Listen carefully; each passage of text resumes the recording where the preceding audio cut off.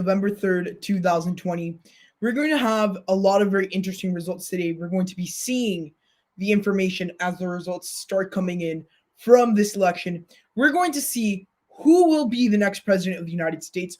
All the questions a lot of us have been answering, talking about hypotheticals, will be answered tonight as we have a lot of information from this upcoming 2020 presidential election. So, the way the stream is going to work is I'm going to have the election data on the screen. I'm going to be live maybe for around 45-minute increments. And I'll leave the updating map there for you guys when I'm like off the screen. However, other than that, I'm ready to cover this election for you guys. And I just wanted to give all of you a very big welcome to 2020 election night in America. So I'm gonna be interacting with you guys in the chat while we're on the live stream. We have a lot of key race alerts. Right now, we're starting to get the precincts right now from a lot of these certain areas of the country, and it's very interesting. So I want to say hey to Steven, Soapmore, Pat. Thank you for coming to the live stream as we hope to get more people in that chat soon. So let's get started with showing our election results at this time. So at this point in time, CNN, they are just making projections right now. It's the top of the 30-hour. Remember, this 7:30 poll closings. We have state races in North Carolina, in West Virginia, Ohio. Counting is delayed a little bit. However, we still do have a couple of these states. Guys, by the way, I can't see the chat right now, so I'll get to the chats and questions and like specific races you guys would like to see in just a little bit. So CNN's current who's leading map show us who is leading in a lot of these races, and crucially, we have, very interesting, Biden, like early leader in Kentucky. Not expecting something to materialize there for the former vice president. However, he still does have, he's not leading it to Kentucky, mind you. He was leading just a couple of minutes ago. But we're seeing currently President Trump with a small lead in the state of Kentucky. And at this point in time, if you take a look at the map that you have from Kentucky, it wasn't that good of a map for the Republicans because simply speaking, you're seeing here Covington County, that county is going to currently to they project if you actually take a look at the at this graph here, I think it's a little better to look state by state. If you look at the state of Kentucky's Covington County, let's wait until that loads. Yeah, so I'm reading the chat right now. It's coming later than usual. So Covington County here, right here, it's a lot closer than it was in 2016. This is going to be like I was watching CNN just a couple of minutes ago on Kenton County. They were talking about how this county right here, Covington County on the northern part of the state of Kentucky, was somewhat going to be a bellwether to what we're going to see during this election. And for the moment speaking right now, very interesting, race there. And Trump is now taking the lead. However, we're seeing some things that are not as encouraging for the Republicans. This is where I want to discuss our first state, which we're going to be taking a look at right now, which is the state of Florida.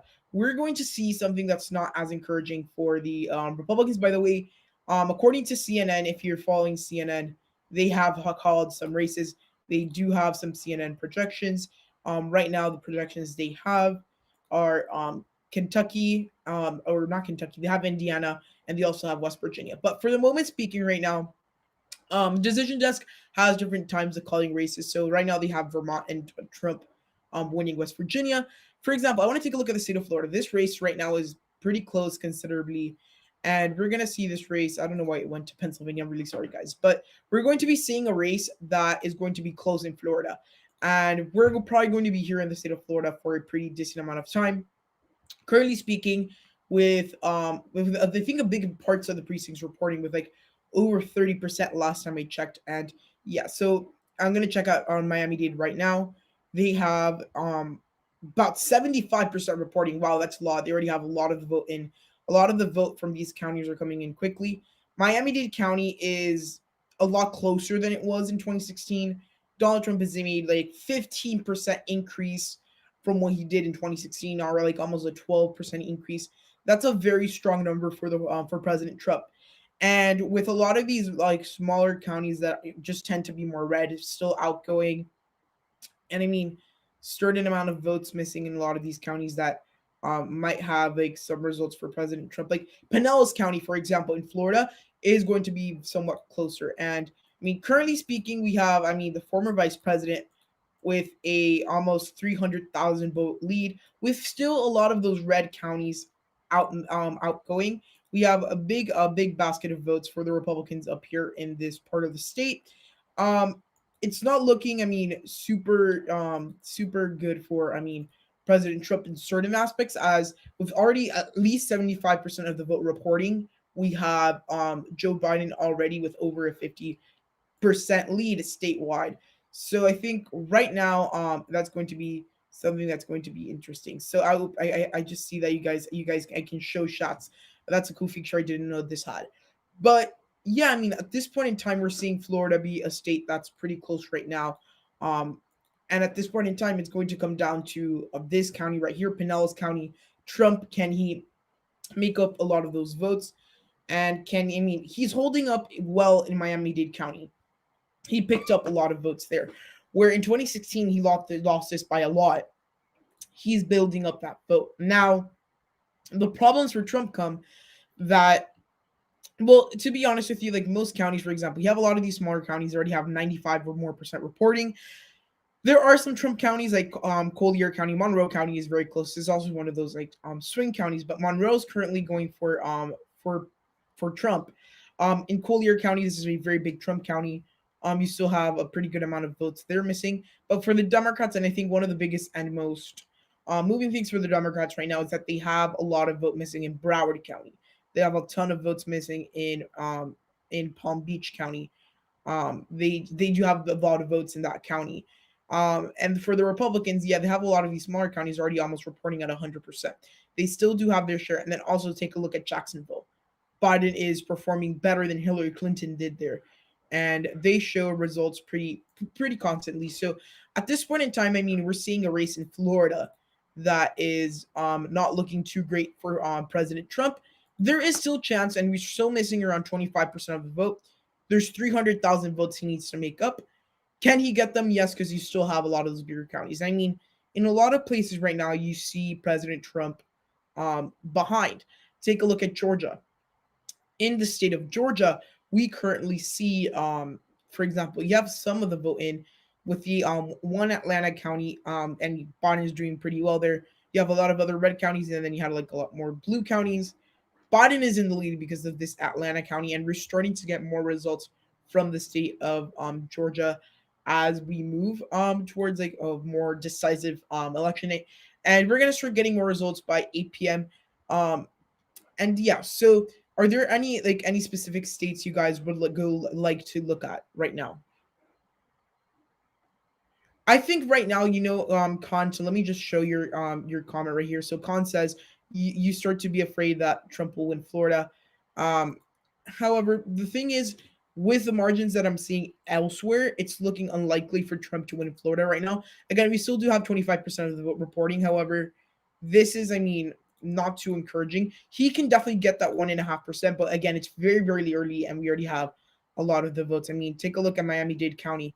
Right now, it's going by less than 10% for the Republicans. For the Democrats, that's very small for Joe Biden in the county. In other crucial counties, Trump will need to increase his margins in Pinellas County by a little bit, because right now, Pinellas County is almost representative of exactly how the state is going. And the Republicans are starting to get some votes right here. It's barely anything, 8,000 votes at most. However, what's going to be like the biggest thing for the Republicans? They have to get these couple of counties up here. Those are pretty big population centers. Um, However, right now, this is good for the Republicans. Trump is being able to increase his votes. He is essentially up almost 15% of his 2016 numbers in the state of Florida's Miami-Dade County. So that's something interesting to keep in mind. Let's go back to our to the CNN map for who's currently leading. And as of right now, if you go back to the race, it's actually in the same map right here. Whoopsies. You go up, you see, for example, they have Georgia with Biden at 52%. This map, as of early, it's not looking too encouraging for the president. Again, things definitely change, and we're looking at a race where truly we're going to see a lot of results coming in. Virginia, we currently have a slight lead for the president with a lot of the votes in. However, Biden is starting to take the lead here. If this lead holds, which it's not expected to, it's going to be a very, very big upset.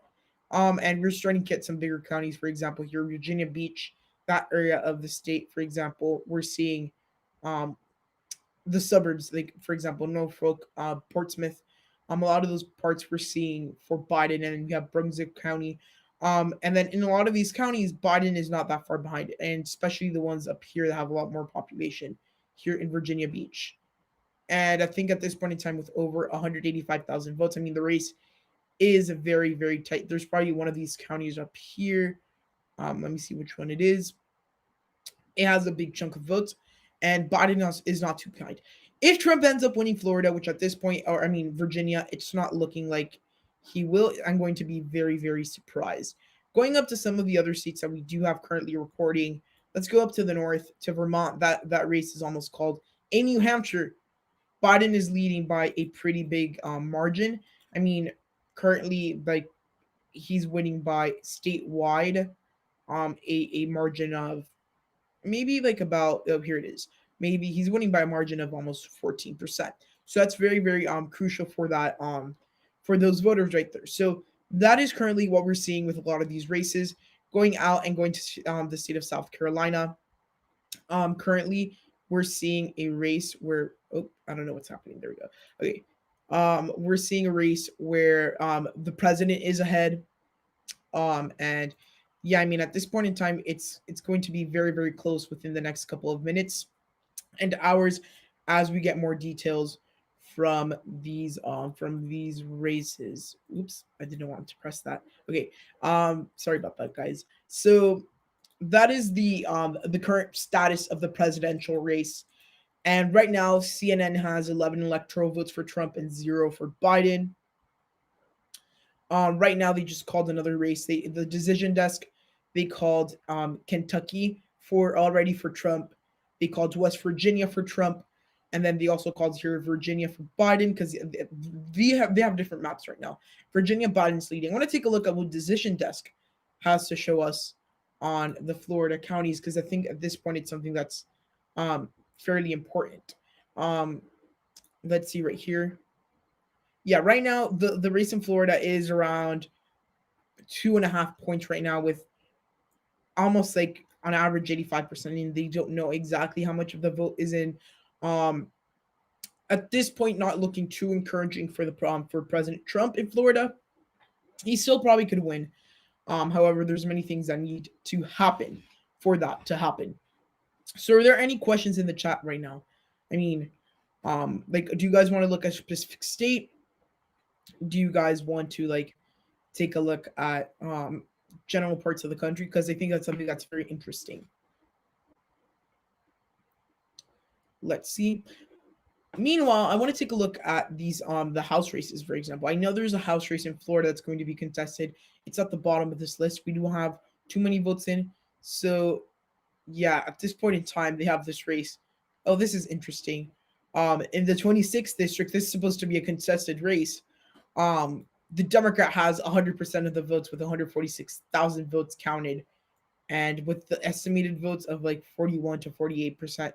Either this race is going to be a landslide like they didn't expect, or it's going to be something that's interesting. However, take a look at the 27th district. This is Donna Shalala's district. This is going to be something interesting to see.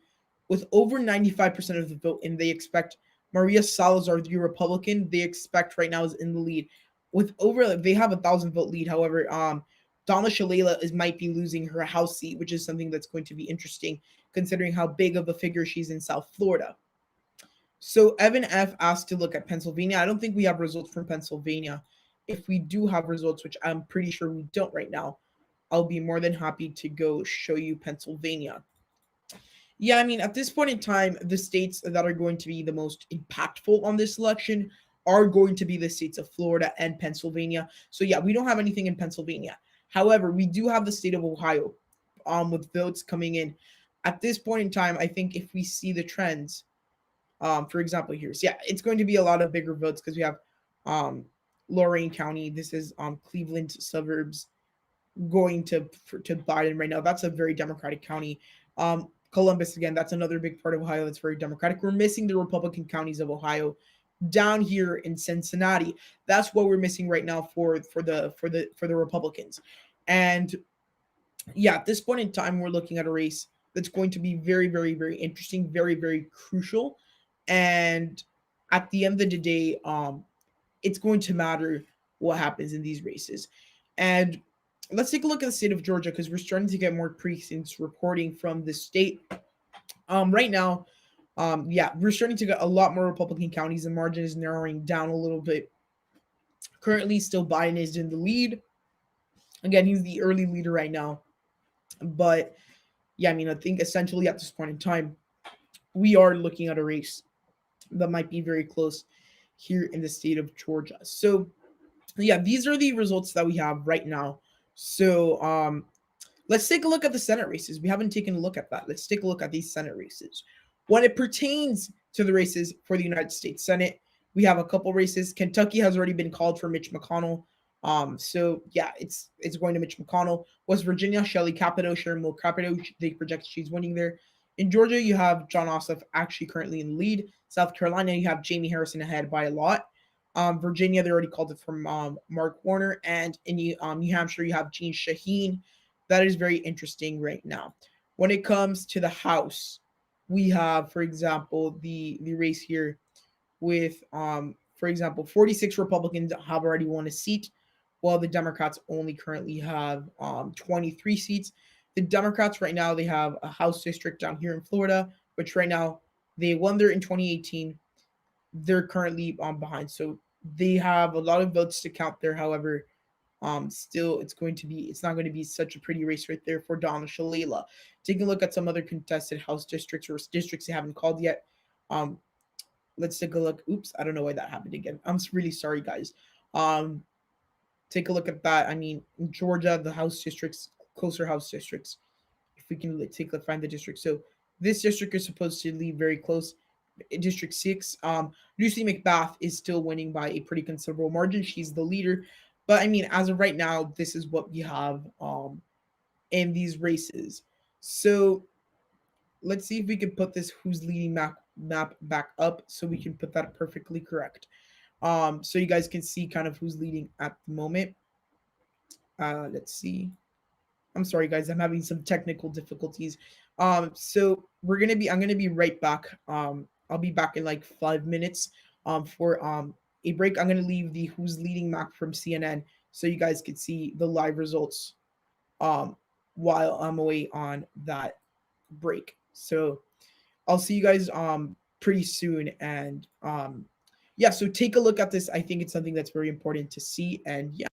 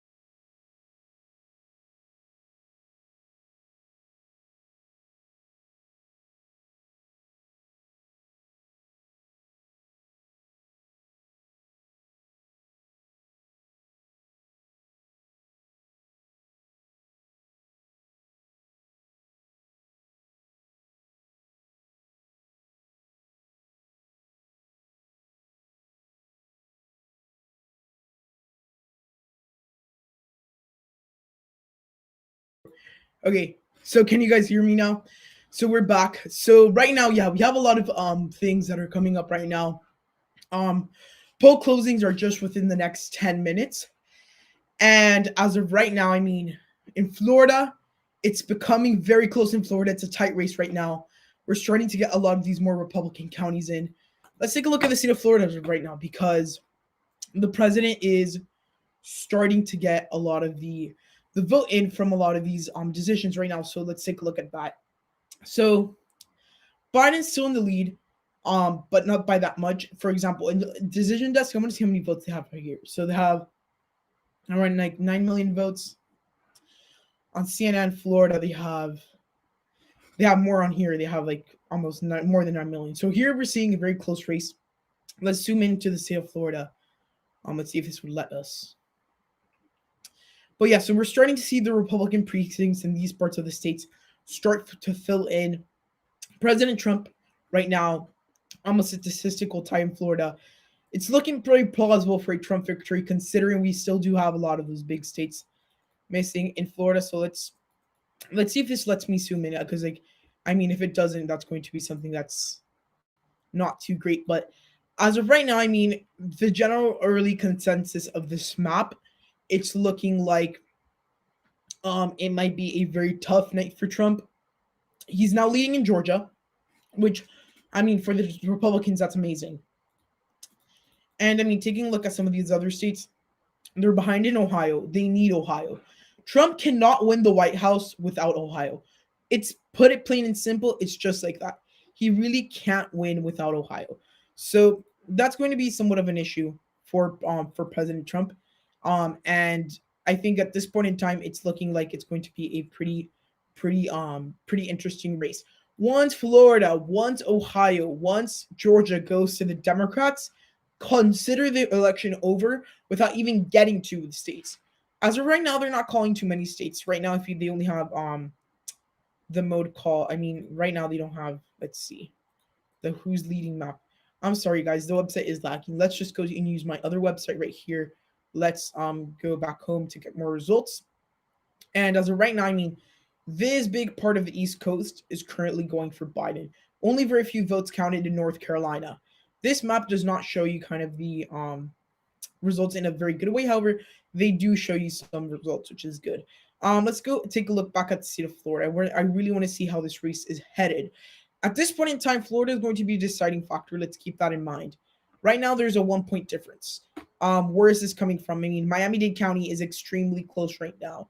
It's like a lot closer than the Democrats should have it. Now, Trump has to win these counties up here, which he's probably expected to. These are Donald Trump's like strong counties. Pensacola, so you have Escambia and Santa Rosa. These are counties that go to the Republicans. There's a possibility for a Trump victory in Florida still, and we might be looking at that. In Alachua, there is still, and this Marianne County, that's a huge county for the Republican Party. We might be in for a Trump victory tonight in Florida. Although a couple of minutes ago, the race, we didn't have as much information. The race is constantly changing. Let's see if the CNN map wants to refresh. Let's see if that works. Meanwhile, that happens, I'm going to see some of the things in the chat. So George Manchin asks, hi, George. Based on this early vote and data you've seen so far, how do you think all the swing states are going? So from what we have so far, I think Florida is looking very promising for Trump, as well as Georgia. With Ohio, with the data we have right now, it's not looking too good. But now let's use that to format a prediction for the future. What could happen in a state like Pennsylvania? So what could happen there? I mean, right now we're looking at a lot of these working class areas voting for President Trump. And generally speaking, he is underperforming a little bit. Let me just go to the other thing. Gave me an error on the CNN page. Let's see if that loaded again. I think it is. But generally speaking, we're seeing very, very, very good results for President Trump. He's over, probably over it's over the expectations a lot of people put. So right now, I mean, these races are extremely close. Trump still has an early lead on the popular vote. Let's go back to Florida, which I think right now is the biggest state that we have. That's going to be a deciding factor. Because again, without Florida, it's going to be impossible. We still have Trump leading in Virginia and North Carolina, which that's a new lead. But in Florida, it's a statistical tie. Take a look at this. 49.5% to 49.5%. There's only 3,000 votes separating these candidates. And we have a big amount of the precincts reporting. This is going to be interesting, guys. I mean, they might soon call the state of Florida. Let's keep that in mind. In Florida, we might be looking at a race which will be called in the next couple of minutes for President Trump. Overall, I mean, you still have a lot of votes outstanding. I mean, let's take a look at some of these more Democratic counties. This is slightly more Democratic. We have 90% in. That's not that big of a Democratic county. 91% in. Pinellas County has definitely started to narrow up a little bit. This is a good sign for the president if he can narrow it up more, considering that he has gone up, it's skyrocketed in Miami-Dade. For the Democrats, you don't have as many more areas of gained vote. Well, the Republicans have a pretty good big chunk baskets of votes right here. In Orlando, you're seeing the Democrats do pretty well. Seminole County, very close right now. But most importantly, I think they're getting results from Marianne County. I think this is what's helping out the president a lot to bring this race to be a very, very close race as of right now. We might be able to get a call on this in the whole state of Florida. I mean, am I sure? I don't think I can see how many percent of the precincts are reporting in the whole state, but right now it looks very, very, very promising for President Trump, as he has currently a somewhat of a lead there in the state of Florida. Now, I just want to go on to the next state, which is the state of Ohio, which right now does not look way too promising for President Trump. You're seeing areas like Cleveland. This area should be a lot bigger for him. You still have a lot of votes outgoing. You only have 22% of precincts reporting.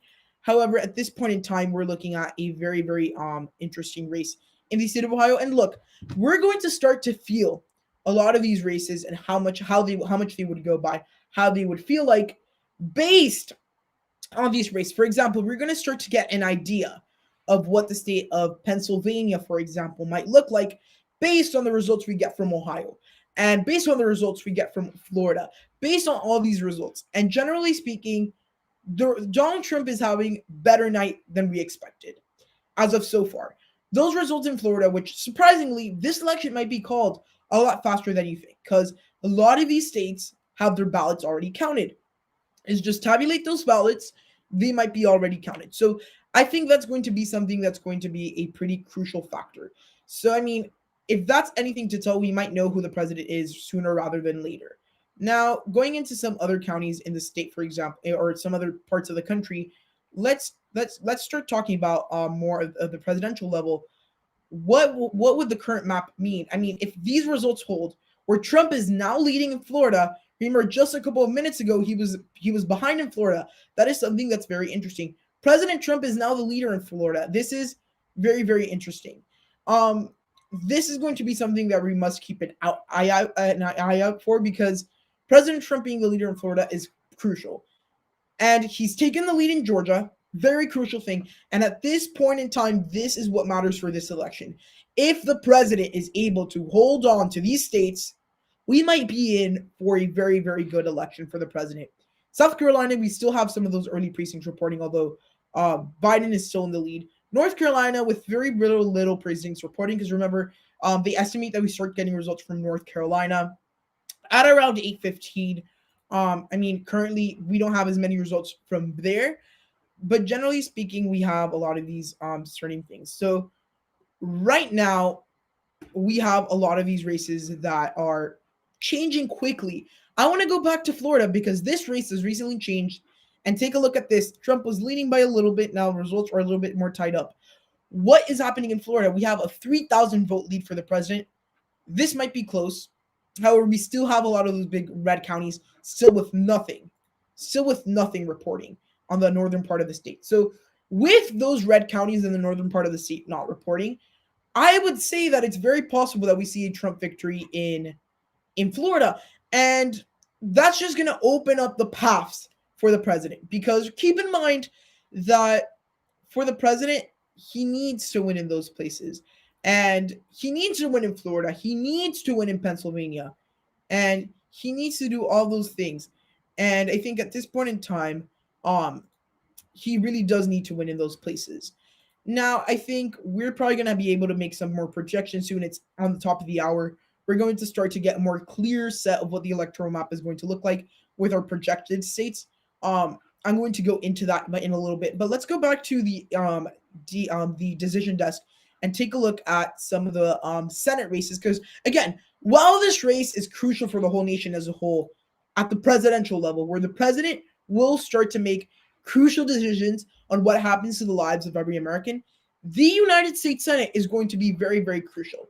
And right now, with a couple of races we have, the Democrats are sweeping and they're in leads. North Carolina, we have barely anything in. In South Carolina, we have a lot of votes in. Jamie Harrison in the lead. In the Georgia race, as we get more votes, John Ossoff currently in the lead. And we're getting some projections at this moment in time, and we'll be able to share with you guys very, very, very soon. So what can we tell from this electoral map? What are some of the crucial things that are happening? First and foremost, with this electoral map, we just have to think of a couple of key factors. That if these states like Florida start trending, we might be seeing that trend nationwide. And I think that I think it's very, very interesting the data that we have. And I mean, Biden is doing pretty well in Ohio, so and even with a lot of results reporting, we're getting again a lot of those bigger blue counties in Columbus, where you have 51% of the vote in. Cayuga County in Cleveland, you have a pretty big amount of the vote in. This looks horrendous for Trump. However, we only have 24% reporting, with very big part of that 75% mostly right now going for the for the GOP.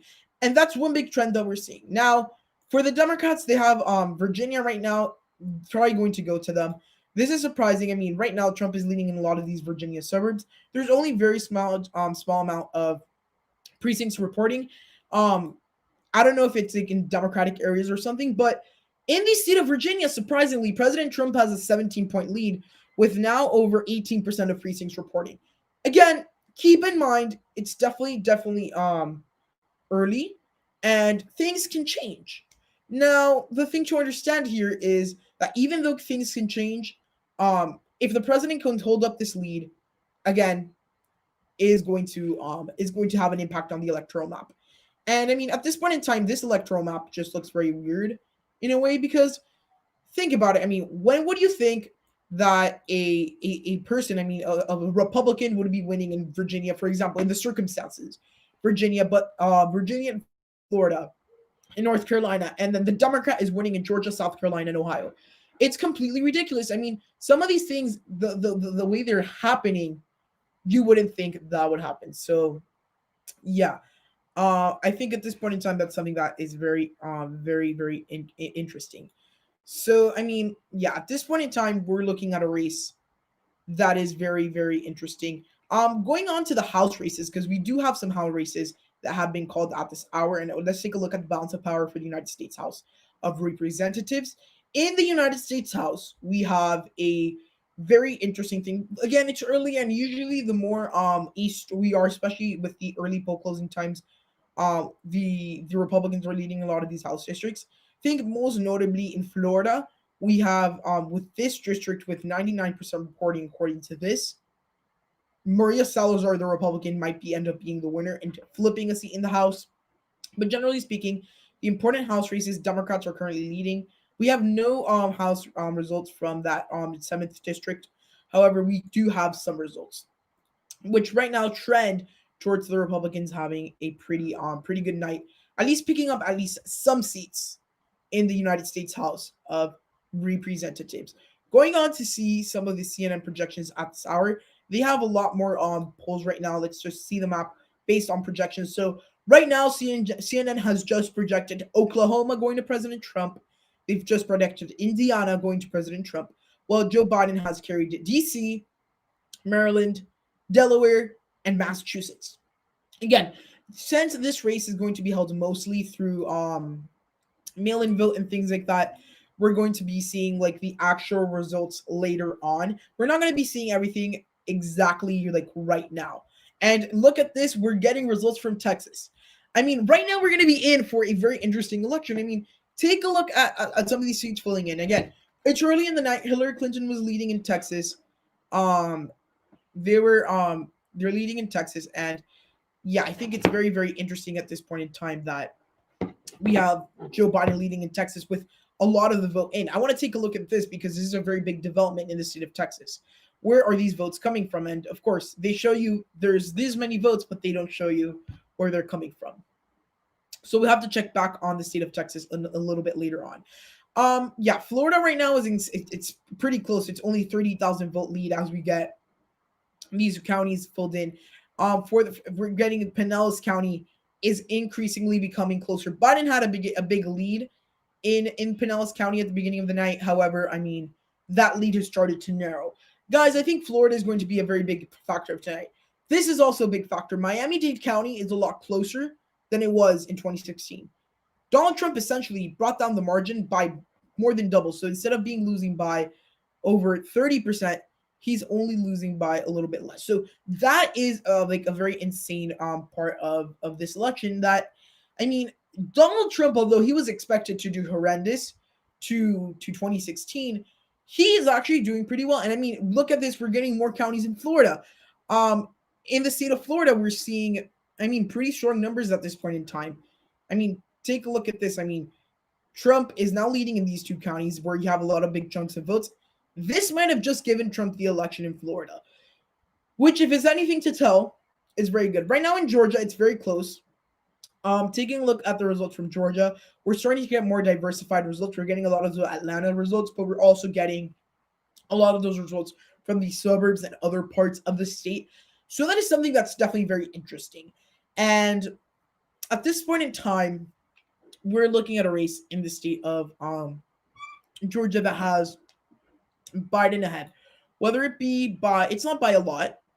Keep in mind, however, I mean, it's a pretty considerable margin, which I mean is good for Biden. So yeah, that's something that's very, very interesting at this point in time that we must be definitely taking a look at. And we are in for a very long election, I think, in the sense that, like, let's think about it in this perspective.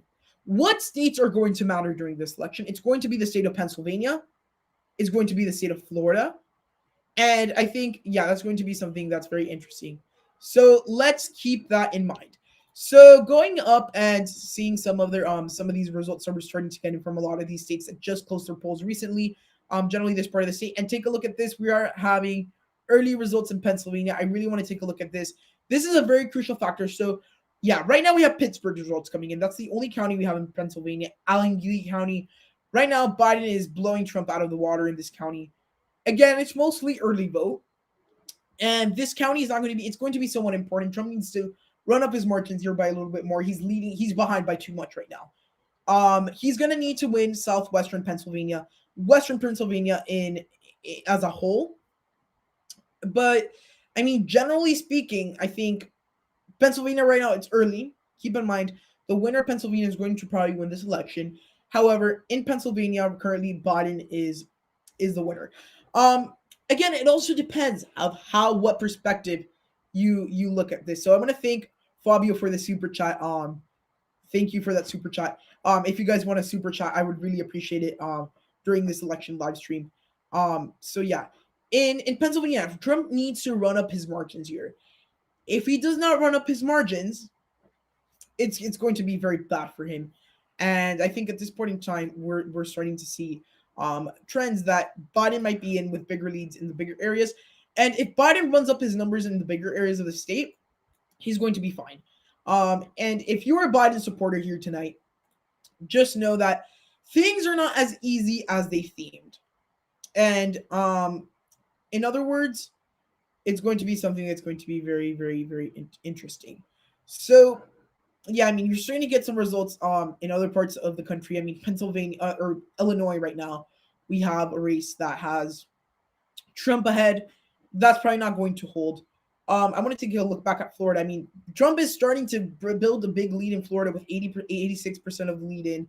We might be in soon for a Trump projection in Florida. I mean, I know there's still some vote outlying, but I mean, a lot of these big Democratic counties, 99% in Broward, 89% in Palm Beach, 86% in Miami-Dade, with a lot of Republican votes still out missing. You're seeing Trump narrow down the margins in these counties that Biden is leading. I mean, Trump actually has a good chance of winning Florida at this point. His chances at Florida skyrocketed right now. We're seeing Trump's chances in Florida are just very well right now. He's leading with over almost like 0.7% of the vote, with 86% of precincts reporting. Now it's a little bit more. It's 0.7%. Overall, guys, Florida might be looking at this point in time, it's going to Trump. So again, things can change. Now, I've seen in the chat right now that a lot of people are asking about the state of Texas. In the great state of Texas right now, I really want to see what's going on here. They don't still show us where these votes are coming from. I would love to see, because that's going to be crucial. Because if Biden is leading in some of these rural counties, similar to like Beto or O'Rourke, Biden might be winning Texas. I think right now that's a very long shot. And as we get more votes in, I mean, of course, it's probably, oh yeah, we're starting to see here, it's Dallas. That's what we're seeing. We have very little Republican counties in and very Republican areas. So as of right now, the Dallas suburbs are going for Trump by a little bit, but Dallas, the city as a whole, is currently going to Biden. So that is something that is very, very crucial. And I mean, just frankly speaking, at this point in time, Texas is like, just looking at the first early results, this is expected. Biden is leading in Texas because, again, it is those big cities. So yeah, I mean, like Soapmore is saying, these Texas votes are probably mail-in votes. Keep that in mind before you go start making very, very big conclusions. And I mean, this map is starting to shape up. It's starting to look like a real electoral map on election day, and we're going to start to get a lot of very interesting results very, very soon. Let's take a look at North Carolina at this point. We do not have as many we don't have as many very big we don't have as many big results from North Carolina. However, in the two areas that we have, Greensboro, a somewhat smaller part of North Carolina, it's a considerable city. Here, Biden is leading with a couple of votes that we have, and here, like another couple hundred votes that we have. Currently, we have President Trump leading there. So yeah, right now we're looking at a state of South Carolina, which is very, very, very interesting. And currently speaking, we might be in for a long night. So yeah, we're seeing a lot of these races. I mean, still Virginia hasn't gone for Biden yet. It hasn't flipped, and the lead for Trump is actually getting bigger. And he has 645,000 votes with 23% in. We might be in for a surprise, you guys. I don't know. What if I think Virginia could be a state that goes by a little bit, is going to be one of the surprise states? I want to see what you guys think in the chat, because with the data that I'm seeing right now, I know it's still early, but take a look at some of these counties up near Washington, D.C., Fairfax, narrowly going right now for Trump. But these Northern Virginia counties that are usually very, very like swingy, and the middle part of the state, which usually has some swing areas, we're seeing Trump perform very well. It's early, but with 23% of the voted, Trump has a pretty good amount of votes, and that number of votes is currently increasing. And I mean, generally speaking, right now we have a lot of these races that Donald Trump is performing very, very well. I mean, Florida just keeps on growing for President Trump. So, I mean, yeah, I think at this point in time, that's what we're seeing. So Virginia did go to Biden. Let me see. I don't know. This hasn't updated. It updates every like 30 seconds. Right there. I mean, it depends also how you like, because I think these two maps show different results. The CNN map I trust more. I know that Decision Desk has had like problems before. I use this more for the House map because it gives you like a lot more details. But I mean, yeah, here they show Trump ahead in Florida now by over 2%, with over 99% reporting. I think did they call Florida? I think they just did. They called Florida right now for President Trump already in Decision Desk. With 99% reporting, Florida has gone to Trump according to Decision Desk. So, guys, I think they've officially called. Oh, I think you're right. They did call it on the mainstream. They did call it for Trump. But Florida, guys, I mean, if you take a look at Decision Desk, they've called Florida for Trump. We might be seeing a call here for President Trump pretty soon on CNN. However, guys, I mean, this point in time, if Florida is anything to tell, Biden was leading in the polls by 3%. So, yeah, I mean, and every single second that goes by, we're seeing the Republicans get increased. It's not impossible for the Democrats. At this point, could we say it's rather a little bit more unlikely? So, Trump won in Florida, I'm pretty sure. Yeah, but I mean, here's the thing. What did it for Trump in Florida? Let's understand that. Because if we look at decision desk, I mean, I don't know about you guys, but here it says clearly, if it's solid, it means that the person won. I think they just called the race here in Florida for Trump. So President Trump has won Florida according to decision desk. I don't know if they're prematurely calling it and then they're going to have to pull an Al Gore race, but they have 99% of the votes, and I think they have more votes here in than CNN. It depends also how you look at it, because some people just like trying to like look at CNN more. But Trump won Florida. So someone's telling me to drink water. I'm gonna drink water.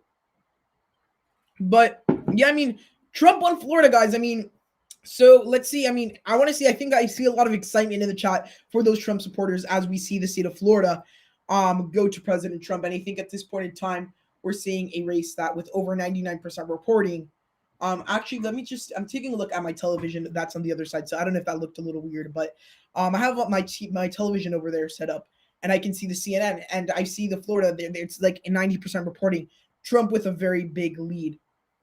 So yeah, I think at this point in time, we're seeing Biden lead in the state of Florida. So I want to talk about Texas. Thank you for that person in the chat. So Texas right now, it's still going for Biden. It's currently leading. Polls officially closed at 9 p.m. We still have a long time to go there. However, in the state of Texas, currently speaking, Biden is leader. What are we seeing there? In Texas, it's mostly because of these counties up there. If this shows us the map, there we go. Here we have Dallas, so that would be Denton County and Dallas County, actually. Biden is running up the margins. 81% of the vote is in. So if the Republicans could push out the vote everywhere else in Texas, they might be in for a very, very good time in winning the state. This suburb here, you're seeing some suburbs here of Dallas and Fort Worth.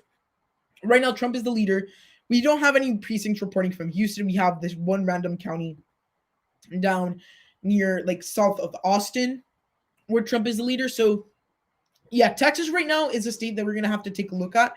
And currently speaking, we need to see right now that Texas is changing, but it's an 18% lead due to Denton, like Hayden Blanchard is saying down in the chat. Keep that in mind, guys. And I think at this point in time, that's something that we need to keep in mind. Republicans need Texas at this point in time. There's no other way. Republicans need Florida, which some sources have already called. In this case, Decision Desk thinks CNN might be making a prediction pretty soon. And to be honest with you, what the Republicans really need two states. If they win in Florida, they win in Pennsylvania, they win in Arizona, they have the presidency. Because I think it's very expected, for example, that a state like Pennsylvania probably going to be very tight. And take a look at this. Kansas is now Biden leading. I don't know where we have gotten, but Biden is leading in Kansas right now. I'm guessing again because it's from that little suburbs. It's from the suburbs. Do they have a lot of the results in from Kansas? I want to take a look at that. I'm pretty sure Biden's not going to win Kansas. If he does, I mean, this is going to be the weirdest election ever since Trump has won Florida. But yeah, I mean, at this point in time, you have Kansas. I'm guessing that those votes came from the bigger parts of the state, from the bigger parts. So I think that right now, in Kansas, for example, it's going to be a state that is probably going to go to the Democrats in like a best case scenario for Biden, which basing it off of the map that we have right now, that's not looking like the case. I mean, they haven't called Florida yet. They should be calling this race pretty soon. I mean, Trump has a 1.1% lead. I mean, President Trump is doing insanely well in the state of Florida. I mean, there's no other way to say this, but I mean, I think President Trump has won Florida. Some sources, like I've said, have been calling it, and I think that's something that we have to keep in mind. Now, let's talk about this map, because, I mean, this looks insanely ridiculous. I want to go back up to the state of Michigan right now. In Michigan, we have Biden leading right now. There's only certain counties, and I'm guessing this is Detroit, because they've been counting a lot of the votes there today. As before I tuned in, I saw some of the votes counting. So, yeah, they don't have the map up right now, but Biden is the leader in Michigan. With very, very small amounts of precincts reporting. He is the leader in Michigan. So for those Biden supporters, that's maybe something you could look forward for. But I mean, as of right now, with early precincts reporting, I mean, Florida 87% in. Trump has a very big lead right now. He has almost a almost 100,000 vote lead at this point in time, which with 87% votes reporting is very, very considerably strong. However, I mean, take a look at some of these other states. I mean, at this point, with 6% in South Carolina, there's still a lot of precincts still to report. Biden is the early leader. We should be getting some more votes from North Carolina pretty soon. And I think we just got a map update. Yep, we're seeing more Republican votes come in, and we just got a big chunk of votes. Yeah, we're getting Dallas is 81% reporting. We're getting a lot of these more Republican counties. Trump has increased his vote percentages, though. He is pretty tight, and he's only 10 points behind now in Texas. And that is with just a very big blue county like reporting. And yeah, so yeah, I think at this point, yeah, in Texas, we're seeing 10-point lead right now for Biden with over 2 million. It's a 2 million vote difference almost. More like 500,000, but still. Mostly again because we have that big Democratic county. Yeah, Florida, I think that's almost like a done deal for Trump. I think he might have just won there. Oh, look, North Carolina, we have a lot of votes and precincts reporting.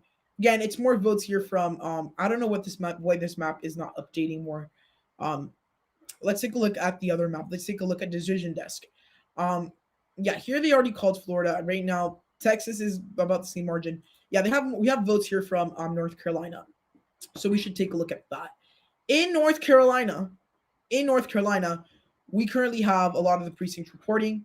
For the president, it's looking a little bit bad since these votes, I mean, they're going a little bit more to Joe Biden from what they went to Hillary Clinton. We still do have a lot of those counties that went to the Republican Party in 2016, still missing, especially this middle belt of the state, as well as like the west part of the state. So let's keep that in mind. However, I mean, right now, Biden has a pretty substantial lead when it comes to the poll, to these results in the state of Michigan. And I mean, as of right now, the race is starting to shape up. We're getting results a lot quicker than we thought. And to be honest with you, we might know who our next president will be sooner than we think. Yeah, right now, for example, let's take a look at the state of Pennsylvania. It looks like Biden has this ridiculous victory. I mean, he has 82% in the state. Just keep in mind that's only with one county we have in, if I'm correct, yeah, that's just one county that gives Biden a pretty big substantial amount of vote. Going to the latest electoral map update from the states that have officially called races, we have the president at 26 electoral votes, 30 electoral votes for the former Vice President Biden, and I think we might be in soon to see a lot more projections as 8:30 rolls in. We might going to see the state of Arkansas. But yeah, I mean, at this point in time, very, very interesting race. Let's go back to these states of how they are. Yeah, Texas is decreasing the margin. Florida, I think they just call oh no, this is because Trump now has a lead in Georgia, but a pretty substantial lead. Yeah, because we started to get a lot more of these bigger amounts of votes. There's only 16% of the vote in. We still have a lot of votes to count. However, in the state of Georgia, we might be in soon. I mean, we're going to start getting more information as we go. So, I mean, yeah, at this point in time, Biden campaign, you shouldn't be too optimistic. You shouldn't be too like you shouldn't be as you shouldn't be like you guys thought the Biden campaign thought that they were going to win by a pretty big margin. And at this point, that's not materializing. Right now, President Trump is doing pretty well considerably. I mean, he is leading in Florida with almost it's 90% of the precincts reporting. We're seeing them do very, very well. And I think it's going to be a tough night for Biden. Now, Florida is just Florida. There could be scenarios where Florida flips and Texas doesn't stay. But I think that a state like Pennsylvania could go. And now look at this. We have Michigan going for Trump right now. In the lead is President Trump in Michigan. We do have some early votes. And currently Trump is leading in Michigan. 74,000 votes to 58,000 to Biden. Again, I mean, this might not be the easiest election right now for Biden, but I think at this point in time we're starting to see the election start to narrow up. And I think right now it's going to be very interesting what we end up seeing. Michigan has started to lead for Trump. Again, these things are very like emblematic of the first couple of minutes, but at this point in time, you're seeing the state of Michigan going for the president. Florida right now is very tight. However, we have a lot of precincts reporting. So I think that's something. And I want to talk about why are we seeing Trump lead in a lot of these certain states? Why has he increased the support? Essentially, it comes down to a couple of different things. And I think the most important is Donald Trump's campaign just had a lot of enthusiasm. I mean, just think about it. If you look, he had like almost 10 rallies yesterday, or not in the last weekend. He had like 10 rallies. Insane. So that's the first thing. Then we're seeing just that enthusiasm, and then also the silent majority, which some people like to debunk in certain aspects. But I mean, at this point in time, it's something that's pretty crucial, and at this point in time, it's something that we must definitely see. So yeah, okay. Alabama is filling in blue out of the moment right now, so interesting. This map looks very funky right now. I mean, when would have ever thought you're going to see an election where potentially, I mean, this is not going to hold, but Florida goes red along with Michigan and Illinois, and then Alabama and Kansas go blue. Like, this map is not going to hold in its entirety, but we're going to see some results that are probably going to stay. Again, this is probably just one county that we have in from that state. In North Carolina, we're starting to get more results. With 60% of the vote in, doesn't look too great for the president right now. Again, I think this is not showing me the counties fully updated. So let's go to the other map and see. Yeah, so here, let's see. Let's go back to the home for this map and see currently where they have the presidential race. Because again, they have like they could get the results earlier or faster. So yeah, right now, Biden's the leader in North Carolina with an estimated 60% of the vote in. This might not be enough for the president to overturn, but keep in mind, Florida, Biden was leading by, but it was by 5%, but he still does have he still did have a chance. They've officially called this race. It's now a 2-point margin for the president in Florida. I mean, he's winning by pretty handle margin in the state of Florida. So keep that in mind. I think that is something that is very, very big. Guys, I want to ask you, any of you, is there any states you guys would like to go look at? I want to take a look at Ohio right now with 42% of the precincts reporting, 10-point lead for Biden. We still do have a lot of those Republican counties outgoing. We do have a lot of those big Democratic counties, and the map just filled in a lot more. Yeah, we have a lot of those Republican counties still to like report. And the big Democratic counties for the most part have pretty big amounts of precincts reporting, although Biden's looking pretty strong in the state of Ohio. Who really knows what could happen? In Georgia, we're seeing the president right now take a pretty big leap in the lead. He has a considerable lead in the state of Georgia right now, and that is something, again, it's very interesting. Currently, he has 56% over Joe Biden's 42.4%. That is something, again, that's very interesting. I mean, for the Republicans, this map looks very weird, first of all, but it's looking rather optimistic.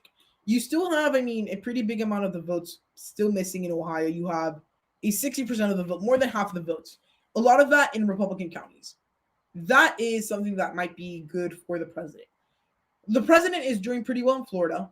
I mean, he has almost a 2-point lead here and over almost 200,000 votes. This state is probably going to go by, actually, if you think about the margin-wise, it's going to be a lean margin. So the state of Florida right now is doing very well for president. North Carolina is not going to, it's right now, it's not the best for the president. He is behind in North Carolina. In Texas, you have certain aspects that are not as strong. But generally speaking, we're seeing a very, very strong race right now ran by President Trump. He is not as far behind as the mainstream media put it. And I think that's something that we have to keep in mind. A lot of the election news this election season was brought by the mainstream media. Not saying that mainstream media is corrupt or the mainstream media is completely wrong, like Trump supporters say. We're not saying that believe absolutely every word that the mainstream media says, like Biden supporters say. The mainstream media during this election, they focused on the things that probably they shouldn't have focused on.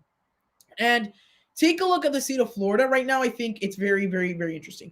So I'm going to start taking some questions in the chat. So George Manchin asks, do you see North Carolina going to Biden or Trump based on data so far? So let's take a look at the state of North Carolina.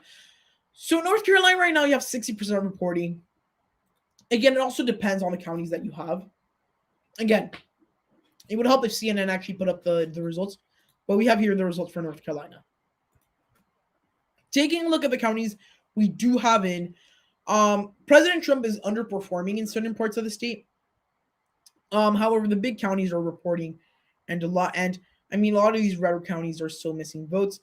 And I mean, at this point, this turnout and this looks like very bad for Trump. We do have some bigger Republican counties still missing. I think right now we might be looking in the state of North Carolina a victory with a victory for Biden in the state of North Carolina, because he's leading by pretty crucial margins, and I think it's something that's very interesting. Now, I'm going to do a quick update on the Senate and House races, because that's something, again, that's very important when it comes to this election. So let's take a look at that. So in the Senate races right now, Gary Peters is losing currently. Again, we only have a couple of small amount of votes in there. Kansas, Roger Marshall is the leader right now. Barbara Bollier is behind, but you only have very couple of points. Jim Inhofe currently on the leader. In Texas, you have MJ Heger leading John Cornyn, but not by that much. And I want to go back to the presidential level and see if that general in the state of Texas, if the whole race as a whole, or is it just that race? Well, in Texas, we're seeing an error up, but the race for Senate in Texas is a lot closer than the whole presidential race is. So that's something to keep in mind. So yeah, I mean, right now, yeah, you see this race starting to narrow up. We're starting to see more promising results in Texas for the president. And right now, I mean, this map, generally speaking, looks pretty strong for the president. And the president is going to have a less of a tough road. I mean, now with Florida almost like probably going to the president with a 2-point lead at this point with 90% reporting. And we have very few baskets of votes for the Democrats, and we need to make up 200,000 votes. So essentially, within the next 10%, they need to blow out like Donald Trump massively, or at least for the next 5%. Like if they could, for the Democrats to win, they would need to get at least 75% of the vote for the rest of the night consistently, which at this point, I would just say Florida just goes to Trump at this point. Georgia's looking pretty strong for Trump. However, we still do have a lot of ballots missing there. Let's take a look at Pennsylvania at this point in time. So we only have that one county in Ohio. We have 42% reporting. Biden is with a pretty big lead in the state. And I mean, North Carolina right now doesn't look too promising for the Republicans. It's a 10-point lead. However, I mean, it's not that promising for the Republicans right now because 60% of the vote is reporting. We're still missing a lot of those Republican counties. As we get further into the night, we might be getting in. So we have a request for East Tennessee. Let's take a look at how that state is going at the presidential level. So East Tennessee, that's usually, if I'm correct about Tennessee politics, that's like a little bit more of the more liberal area. Like sometimes a little bit more conservative, but East Tennessee right now mostly is going for Donald Trump. Right now, West Tennessee, like we only have one county, and I guess that's Hollywood County. We still have like in Tennessee, like results missing for Nashville. However, that's not going to be a big issue considering that the state doesn't really matter at a presidential level. New Hampshire is a lot closer than a lot of people thought. Currently, it's only an 8-point lead for Biden, and we still have a lot of the vote missing. So yeah, that is something that's very crucial. Georgia just keeps on growing the lead for President Trump. So that is something that is very interesting.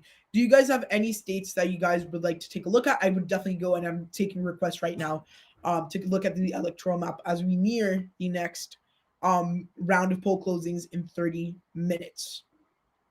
So yeah, right now it's 8:35. We've been here for an hour. I've really been enjoying this with you guys. And I want to see what you guys think. So I know that I probably have a lot of new viewers right now watching. What you guys think about this election? What, based on the data that I've presented to you guys, where do you think this election is going? At this point, Trump supporters, I think you could start filling in those optimism. I think you should be optimistic. At this point in time, so yeah, I'm going to take a look at Pennsylvania right now. Let's use my other thing. So I'm seeing Pennsylvania. So yeah, I'm thinking a lot of, okay, so I'm going to do Pennsylvania, then Texas, and then Virginia. Let's do Pennsylvania through this one because the other one doesn't give me the map counties for the counties. Pennsylvania is going to be kind of a big part of why the election goes a certain way. Right now, we only have the Republican counties, the Democratic counties, um, and it's mostly like early vote. Right now, I mean, Biden is blowing out President Trump. Keep in mind, we still it's only like the big counties, and we still have this big amount of counties. However, this must be worrisome for the president. I mean, Pittsburgh, not that much, but I mean, some of these more southwest Pennsylvania counties should be going to the president, and I think that's something that needs to be happen. So I think that is one thing that we must definitely take a look at right now. Now, basing it off other things, I mean, let's take a look at other states. So you guys wanted to see, let's see if CNN has updated their map. They probably did. Let's see the CNN projections. Let's just take a look at the electoral votes right now. It's very weird. It's 42-30, Biden in the lead.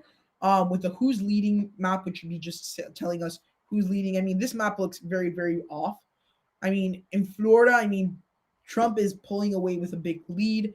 In Texas, the lead is narrowing down as we get more of those Republican counties coming in, and we want to take a look at that. So I mean, yeah, we're starting to get a lot of these results from these Republican counties. CNN hasn't updated their map. Let's go to the decision desk map because they have usually a lot more better results here. So at 8:40, I'm going to take a quick break, guys, and I'll be back real soon. It's just going to be I'm going to leave you guys with the CNN map that would be kind of showing up quickly. But yeah, I mean, at this point in time, we're looking at a very interesting race. With a lot of these races right now, I mean, rather optimistic for the president at his campaign headquarters right now. They probably are pretty excited. Right now, yeah, the lead for Biden in Texas is definitely decreased. It's within 2%. And if that holds, I mean, it's going to be great. But for the Democrats, however, it's not going to be super close. North Carolina is a little worrying for the Republicans, although 65%, and Trump has not been able to push down those margins. Again, it could be because certain parts of the state are currently calling through, but yeah. So I'm going to guys take a quick break. I'll be back real soon. I'll leave you with his CNN map so you guys can take a look at how the race is changing, who is leading, and what to expect within the next couple of hours as we're nearing the 9 p.m. poll closings, which will officially close polls in a very big amount of swing states during this election that now will become crucial to deciding the winner of this election. So yeah, I'll be back in just a minute.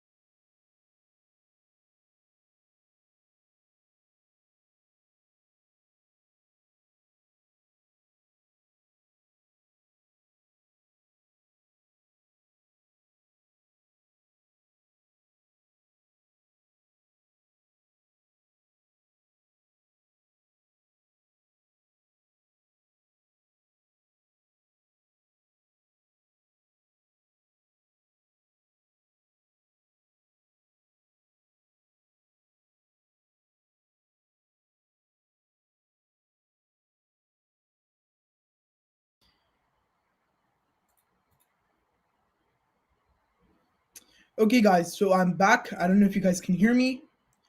Hope you can. I think you guys can. Let's see. So if you guys can hear me, I don't know if you guys can. Let me see. I think I'm back live. But can you guys hear me? You guys can hear me? Yeah? Let's see. I think you guys can, so I think we're fine. So right now, updating on this presidential election, we have a very interesting race. Okay, let's see. Can you guys hear me? Okay, hope you guys can hear me. I think you guys can hear me. But at this point in time, okay, thank you. Thank you for the clarification. At this point in time, we have a very interesting race right now with, I mean, a lot of these races are definitely changing. Um, and yeah, I think at this point in time, we're in for a very interesting election. And within the next couple of hours, most specifically, I guess, within the next hour, we're going to start to see essentially where this election takes us. Whether we're going to be seeing an easy night for Joe Biden, whether we're going to see a night where the map is going to look completely tangled up, or whether we're going to see a map where, I mean, Republicans overperform expectations. And generally speaking, from what we're seeing now, the Republicans are definitely overperforming expectations. So that is one thing that we're seeing. I mean, take a look at Florida. President Trump just keeps on growing his lead in Florida. And I mean, at this point in time, there's very little Republican or Democrats can do to make up that 2-point lead. This morning, there was Biden advisors that were being quoted that they were pessimistic about Florida. They started to lose some hope in Florida. And at this point in time, we know why, because those results are very strong for President Trump at this point in time. So that is what we're seeing. Going on to the very important industrial Midwest, Trump is in the lead in Michigan. However, Biden has gained some support as we get some of the Detroit suburbs starting to report. Generally speaking, it's a pretty interesting race. So yes, I want to make it clear, Biden doesn't need Florida. Biden does not need Florida. However, it's going to lock up his margins of where he can go. Because truly, as long as Biden wins in certain areas, he's going to be fine. But technically speaking, he's going to have to win in Florida to have like a bigger chance of winning and to lock up Biden's pathways to Trump's pathways to victory. This is clearly a red mirage, and actually, it's not a red mirage. For example, in Florida, it's 91% of votes reporting a 2% lead. This is a very big lead, and to overturn is very hard. So Texas right now, someone was asking in the chat, it's actually very close right now as we get a lot more of the rural counties starting to vote. Let's take a look at this on the Decision Desk website. Yeah, at this point in time, Texas right now has let's let this update because this updated just recently on CNN.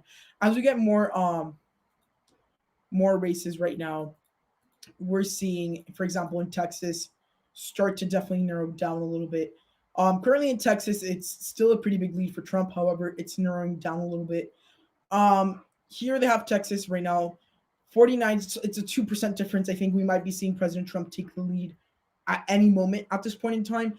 And we're seeing just a strong lead for Biden in certain parts of the country and surprising parts of the country. I mean, Missouri, Biden's currently the leader. I'm guessing this is also because we have very few precincts reporting. However, in the places that do matter, Florida, Biden's behind. North Carolina, Biden is currently ahead. This margin has started to narrow up a little bit. It's increasingly going up for the president. Remember, he needs to win in North Carolina.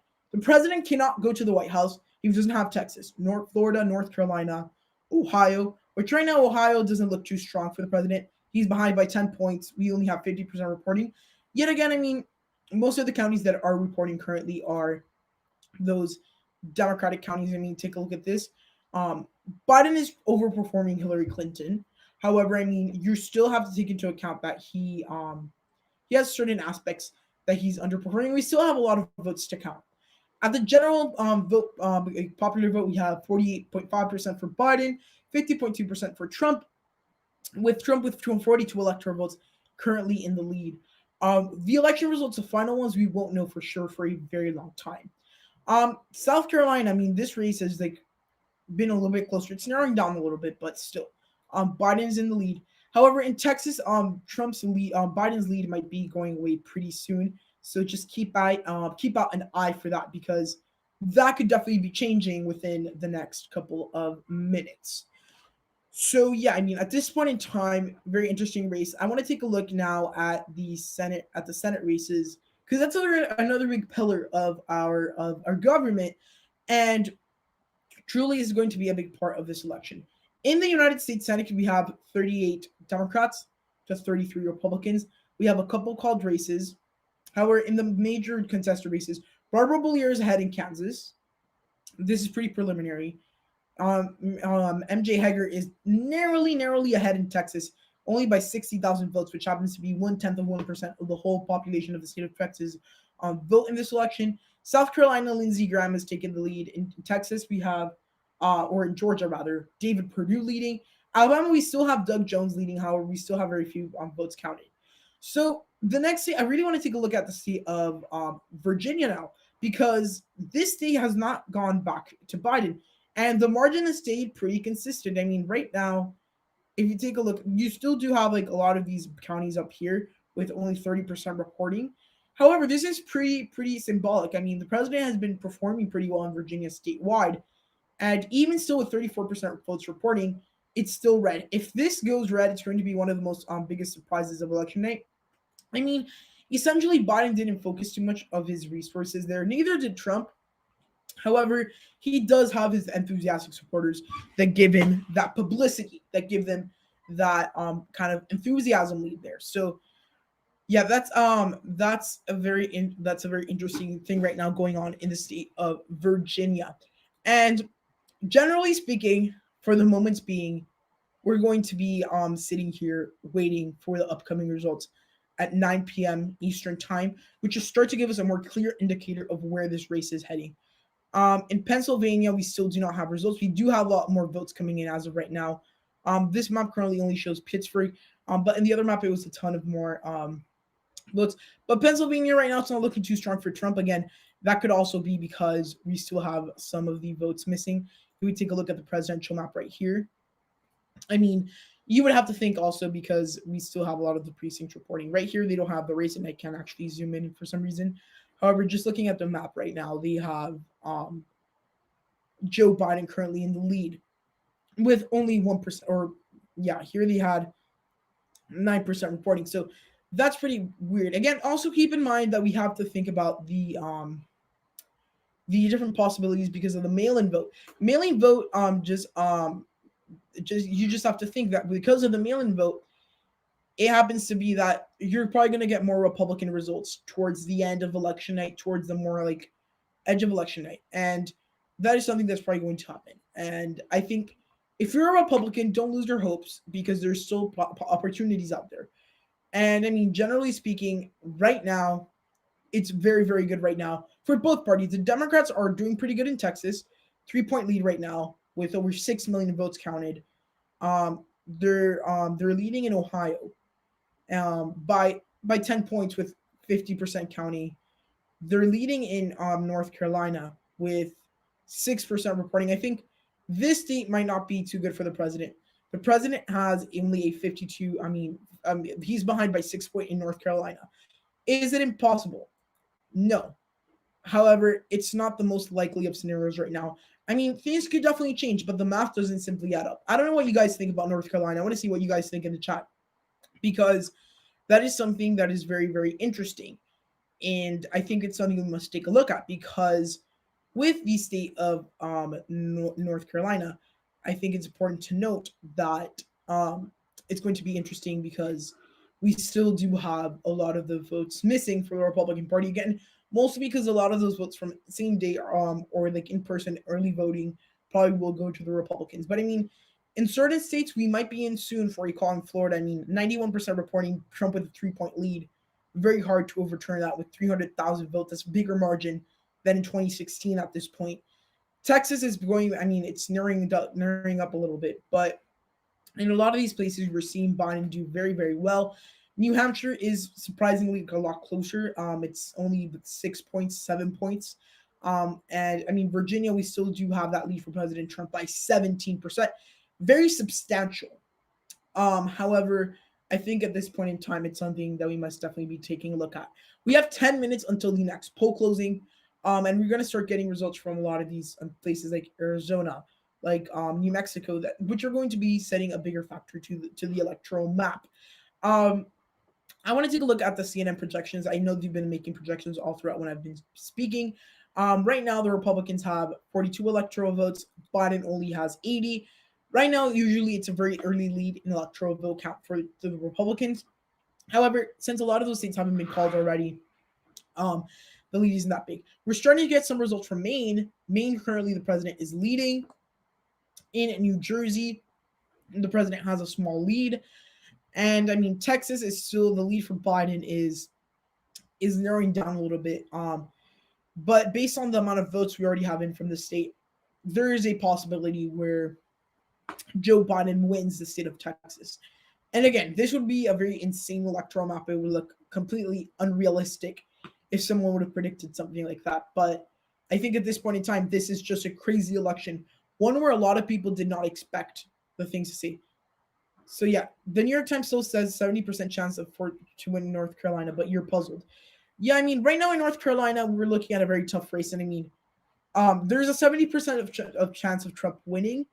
However, it still doesn't like fit the pieces. I mean, if you put the two things together, you're behind 6% with 70% of the vote in. Keep in mind, I guess, like also like one of the big reasons of why this is because of the mail-in voting. That's probably the biggest reason. And at this point in time, we might be for a long election night due to that. And I mean, just taking a look at Michigan, for example, this state has to narrow up a lot more. I mean, you don't have much results here in Pennsylvania. These are only with 10% in. There's still a lot of votes to be counted. However, that's not too encouraging right now for President Trump in Pennsylvania. Again, that is something that should be taken a look at later. I mean, within the next couple of hours. And remember, there's a lot of counties that are not counting their votes, and this election could really come down to one state, and that state is Pennsylvania. And truly, the winner of Pennsylvania is probably going to end up being the winner. So let's keep that in mind right now. I mean, North Carolina right now, it's a little puzzling considering some of the results we're getting, but still. I mean, Florida, it's looking more increasingly good for the president. South Carolina right now, it's over a 5-point lead for the president. They should be calling this race soon. Texas has stayed pretty much the same. And I mean, everything else, I mean, Alabama currently bottom with a small lead. And everything else looks pretty normal for this election, except for Rhode Island, which for some reason is currently going for Trump. But who knows? Maybe that could be a big surprise of this election. Currently, Rhode Island has, with 33% reporting, 54% of going for Trump. So if this actually like ends up holding up, I mean, this election might be one of the weirdest of all time. For some reason, I mean, Alabama just keeps on getting more and more blue. I'm guessing they're getting a lot of that black vote in from that Bible Belt in the state of Alabama. That usually probably gets a lot of those votes. So I mean, currently speaking, we're looking at a race where it's looking very weird. We're gonna start getting a real realization of the map within the next maybe 30 minutes as the next polls close, as the next things happen. And I think truly we need to see what ends up happening here. Other thing that I find worrying for the Republicans right now, it's Ohio. Donald Trump is behind by 11 points, and it's decreasing more. I mean, again, this is mostly early vote. However, it's still worrying for the Republicans. Right now, I mean, this electoral map, I don't know how many of you agree with me on this. It looks completely different, completely weird, but I think it's very interesting to see. So, yeah, I mean, we're looking at a race. This presidential race in general has been very crazy. Now I want to talk a little bit about what are making some of these states go like this. So one thing that we're seeing is that nationwide perspective, white voter turnout is low. During the exit polls, which again are somewhat representatives of the actual people voting. I use the CNN exit polls. The CNN exit polls show that during this election there was a 10-point decrease in white voters, and there was an increase in Latino and Black turnout. That is something that we must analyze. That's going to hurt President Trump in some ways. And truly, I think that's going to be something that's going to happen. But at this point in time, we're looking at a race that really doesn't put the president ahead by too much. And at this point in time, it's going to come down if the president can come back in North Carolina, Ohio, Texas, carry Pennsylvania, Michigan, or Wisconsin, and win Arizona, he could have this election and it's all his. But again, it's with those very, very specific hypotheticals that need to happen for President Trump to win the race. And that is something that is definitely like we must analyze at this point in time, because if that doesn't end up happening, it's going to be a very big issue for President Trump at this point in time. And essentially for the Republican Party, if Trump loses, that's going to be a very big thing, because the Republican Party now and for the foreseeable future is Trump. That's essentially all it is. It's only Trump. That's what we're seeing from the current Republican Party.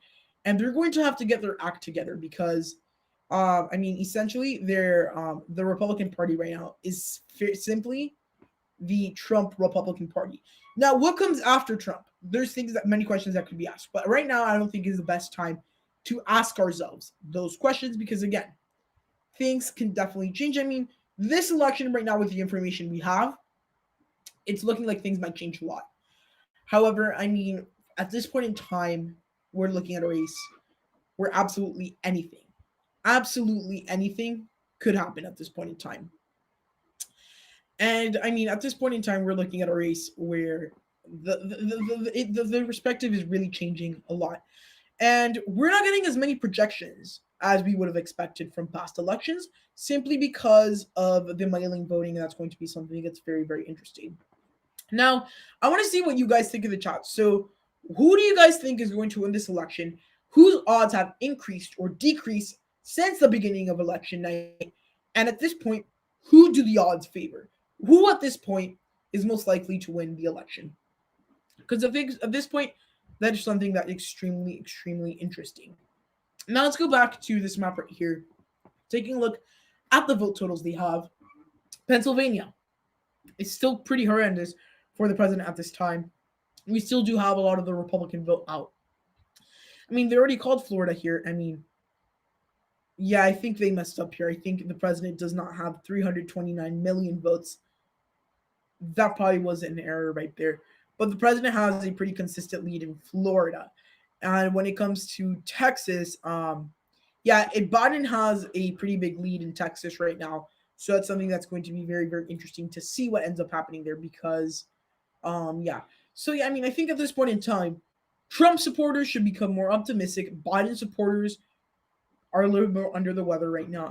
We are going to have to see what ends up happening. Biden is performing pretty well at the beginning in Alabama. In the state of Georgia with 30% reporting, we have Trump doing pretty well. Florida at this point in time, it's increasingly more and more going to the president. We're close to that 3-point mark, and I think they might be ready to make a call. We still have 8% of the vote reporting, and taking a look at where that 8% of votes come, it comes from these counties right here. And then we also have some votes out in Pinellas County, which right now is pretty close. That's not going to move too much of a needle. Miami-Dade County, this is a very big increase for the president. If something wins the state of Florida for the president, it's going to be Miami-Dade County because he did lose some support in Pinellas County, but the Miami-Dade County turnout overpassed that turnout, and truly that's really what's helping out President Trump when it comes to the state of Florida. And generally speaking, this election has showed us many different things. And with Florida specifically, the polls were essentially off. If the current margins hold, which they probably won't, they will probably go down maybe a little bit or actually go more. The polls are probably going to be off in Florida because the polls expected before, yesterday. So yesterday I did a video on the polls on what the polls were what were they saying for this election.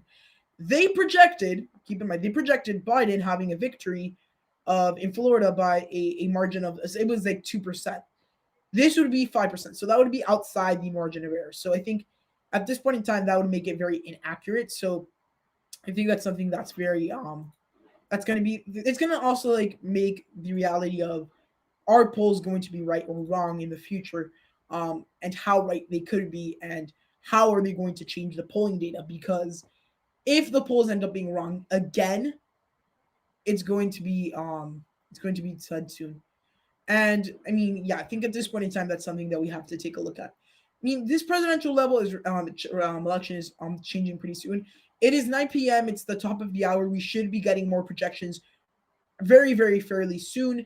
Currently, the current electoral map has some projections going for Biden and Trump. The current electoral count, which should change within the next couple of seconds, is 30 electoral votes for Biden, 42 electoral votes for Trump. And, at this point in time, this electoral map looks very, very weird. We've never seen something sort of like this before. And where Trump is doing very good in certain areas of the country, Biden is doing better in other parts where usually the other party would be leading. So that is something, again, to keep in mind. So next thing that we're going to be starting to see is we're going to see an increase in electoral vote counts, as we see here, because CNN is making some projections in the state of New York. I mean, the polls have officially closed. They should be making some more projections on that pretty soon. And we're going to start seeing the very important states of this election, the deciding factors. The polls have already closed there. And yeah, I think we're going to be in for a long night. So if you guys are just settling in, please remember to go in and be comfortable, because we're going to be here for a long time.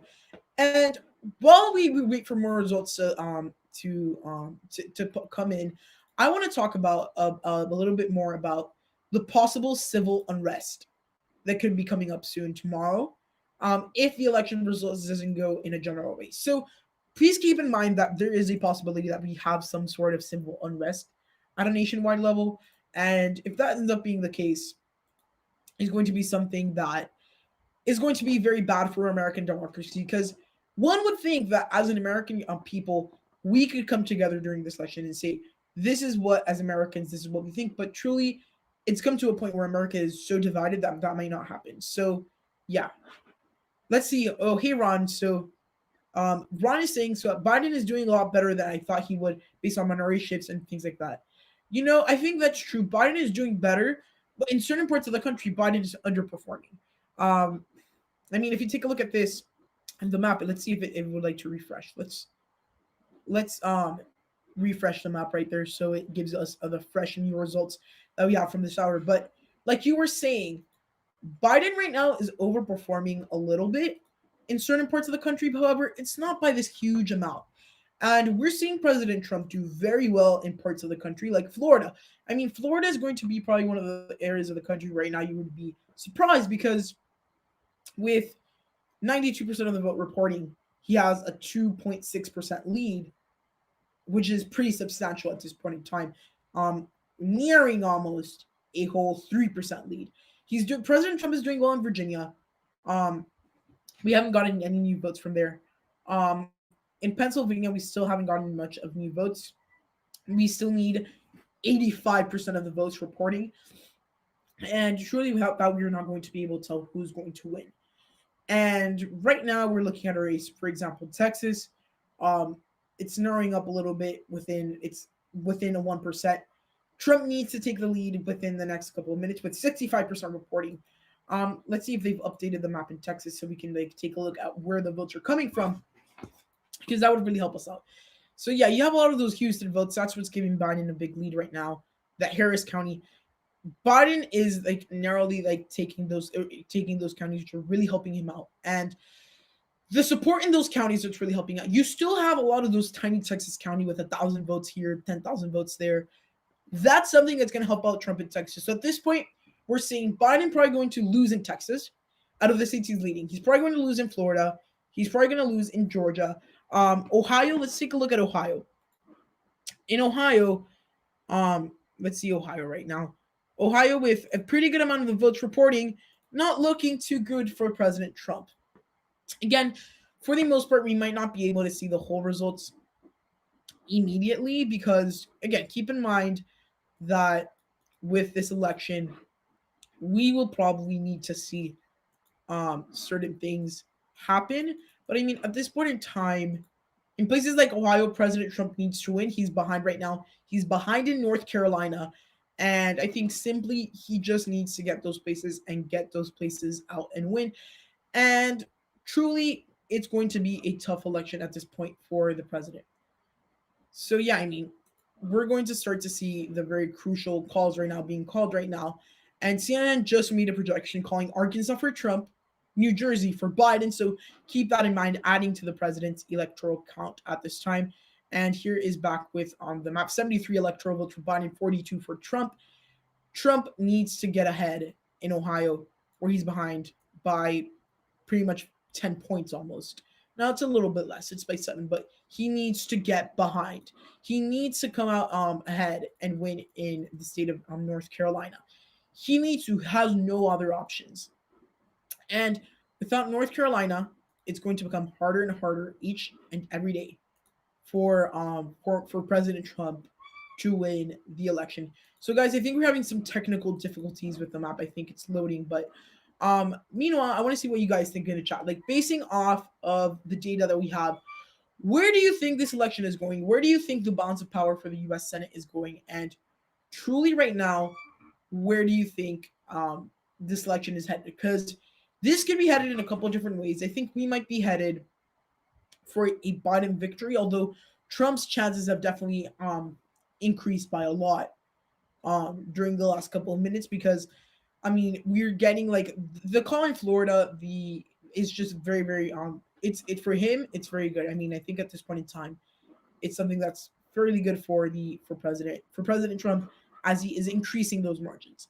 But now more worrying is Ohio, more worrying is North Carolina. But yeah, so I'm seeing I have a lot of Trump support in the chat.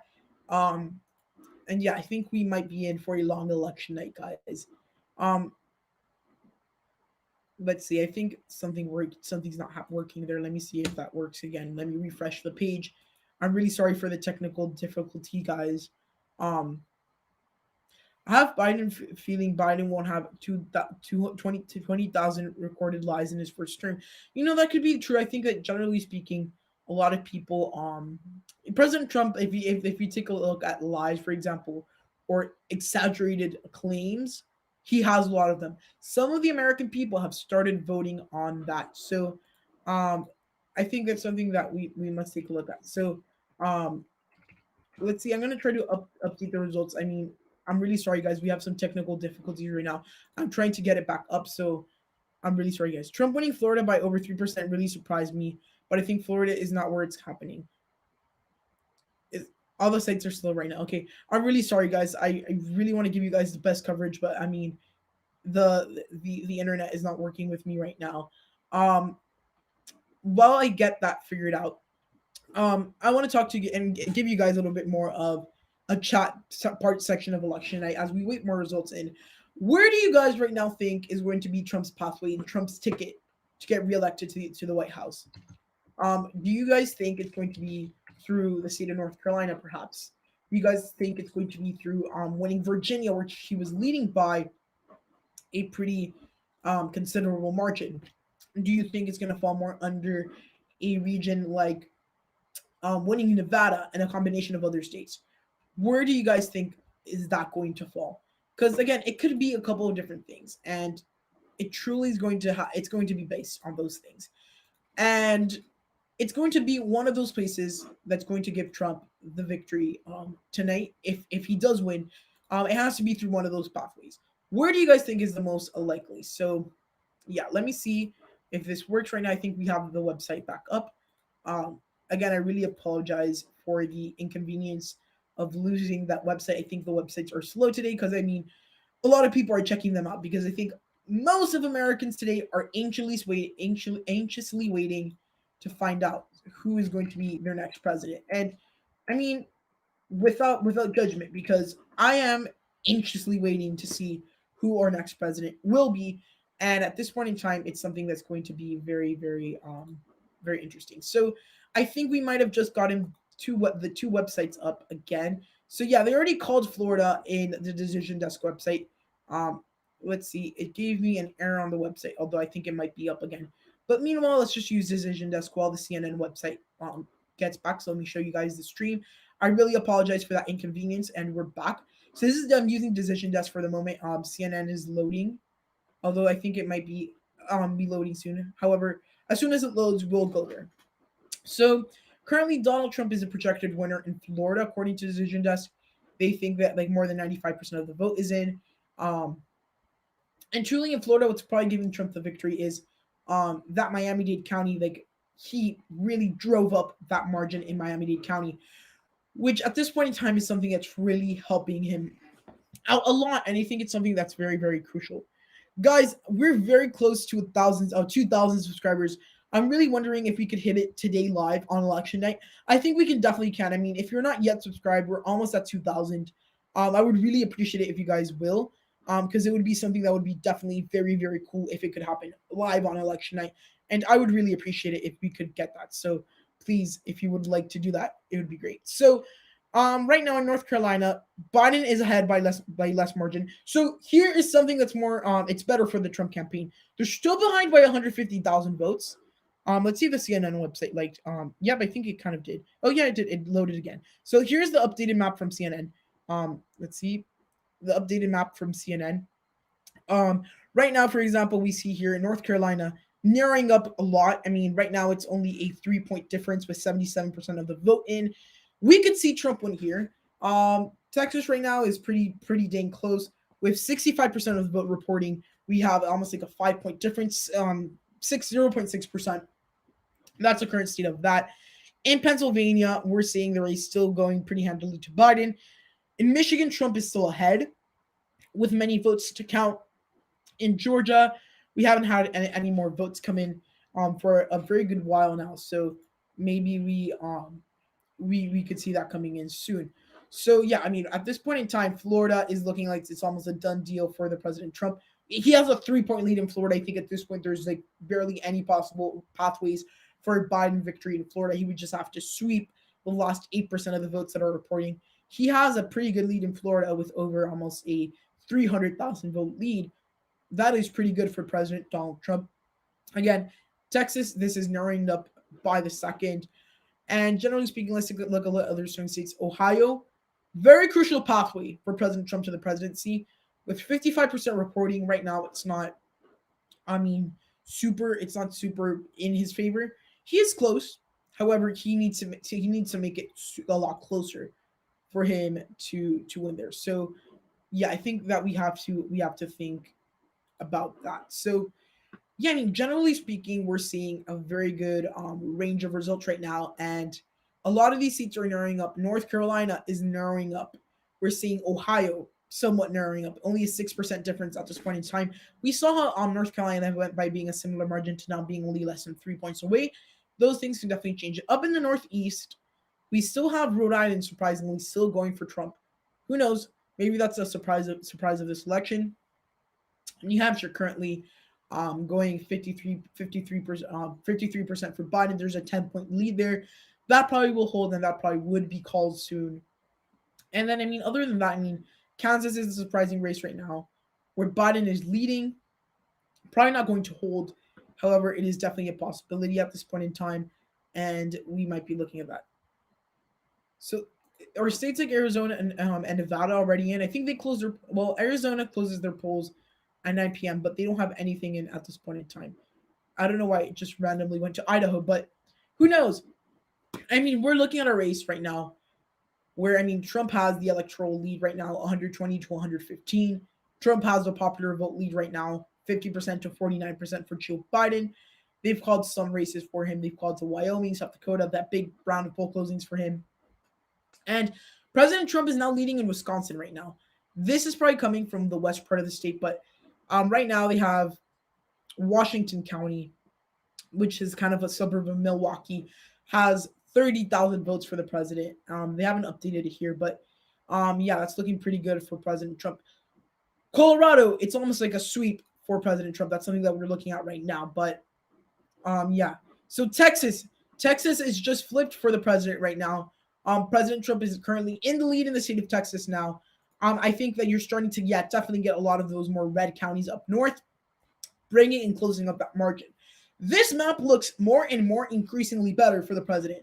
If these leads in Wisconsin and Michigan hold, if he can overturn Pennsylvania, if he can overturn the state of North Carolina, which at this point it looks very, very tough for the president in North Carolina. I mean, he's behind by around 3 percentage points. However, there is still some possibilities there for him. He has 20% left of the vote. Let's take a look at where that vote is coming from, because that is something that's crucial. Yeah, so you have a lot of the counties of blue counties reporting in North Carolina. So That's something to keep in mind. And as we see that, I mean, North Carolina at this point looking more promising for Biden. Right now, the lead is almost a 4 point, no, almost a 3 point lead. It's a little bit less than a 3 point lead, 2.5%. Definitely doable for the president. I mean, look how he overturned Florida 3 whole percentage points, and he overturned Texas from being so far behind. And we might be starting to see some projections soon. The current electoral count is, for those who are wondering, 73 for Biden, 48 for Trump. We have a lot of states still outgoing to call during this 2020 election night. So yeah, I mean, at this point in time, we have to think about that. Taking a look at the decision desk, because these have a little bit more updated results. They have some more states with results already. Let's take a look at like home right here. I mean, we're seeing, pretty considerable numbers for the president, currently with a small electoral lead. Florida has already been called, like I said, and it's increasingly going to the president. It could almost get to the point where it's almost a 4 point lead for the president. That's pretty big. South Carolina, surprisingly, hasn't still been called, and we still have like uncalled races in Connecticut, in Rhode Island, which Rhode Island, surprisingly, has currently President Trump ahead. Maine right now is in favor of the two electoral votes statewide, favoring President Trump. The districts in Maine second, we have no votes from there. I'm guessing they haven't updated that part of the map. They still do have Biden up here in this map, although in the CNN map, we see clearly that Biden is the one ahead. I mean, generally speaking, this map is starting to look somewhat better for the president. Still, there is a lot of things that the president could do. So yeah, I think that we might be in, again, like I said, for a very, very, very long election night in America 2020. And I mean, this is going to be a victory for Trump. I think I already see this insight going to the president. Texas is probably going to narrowly go to the president. North Carolina right now, the margin is definitely narrowing down a little bit. President Trump is now only behind by what, more than 3 points? No, it's a little bit less than 2.5%. That could definitely flip right now. I mean, or go to the president with the rest of the 25% of the vote reporting.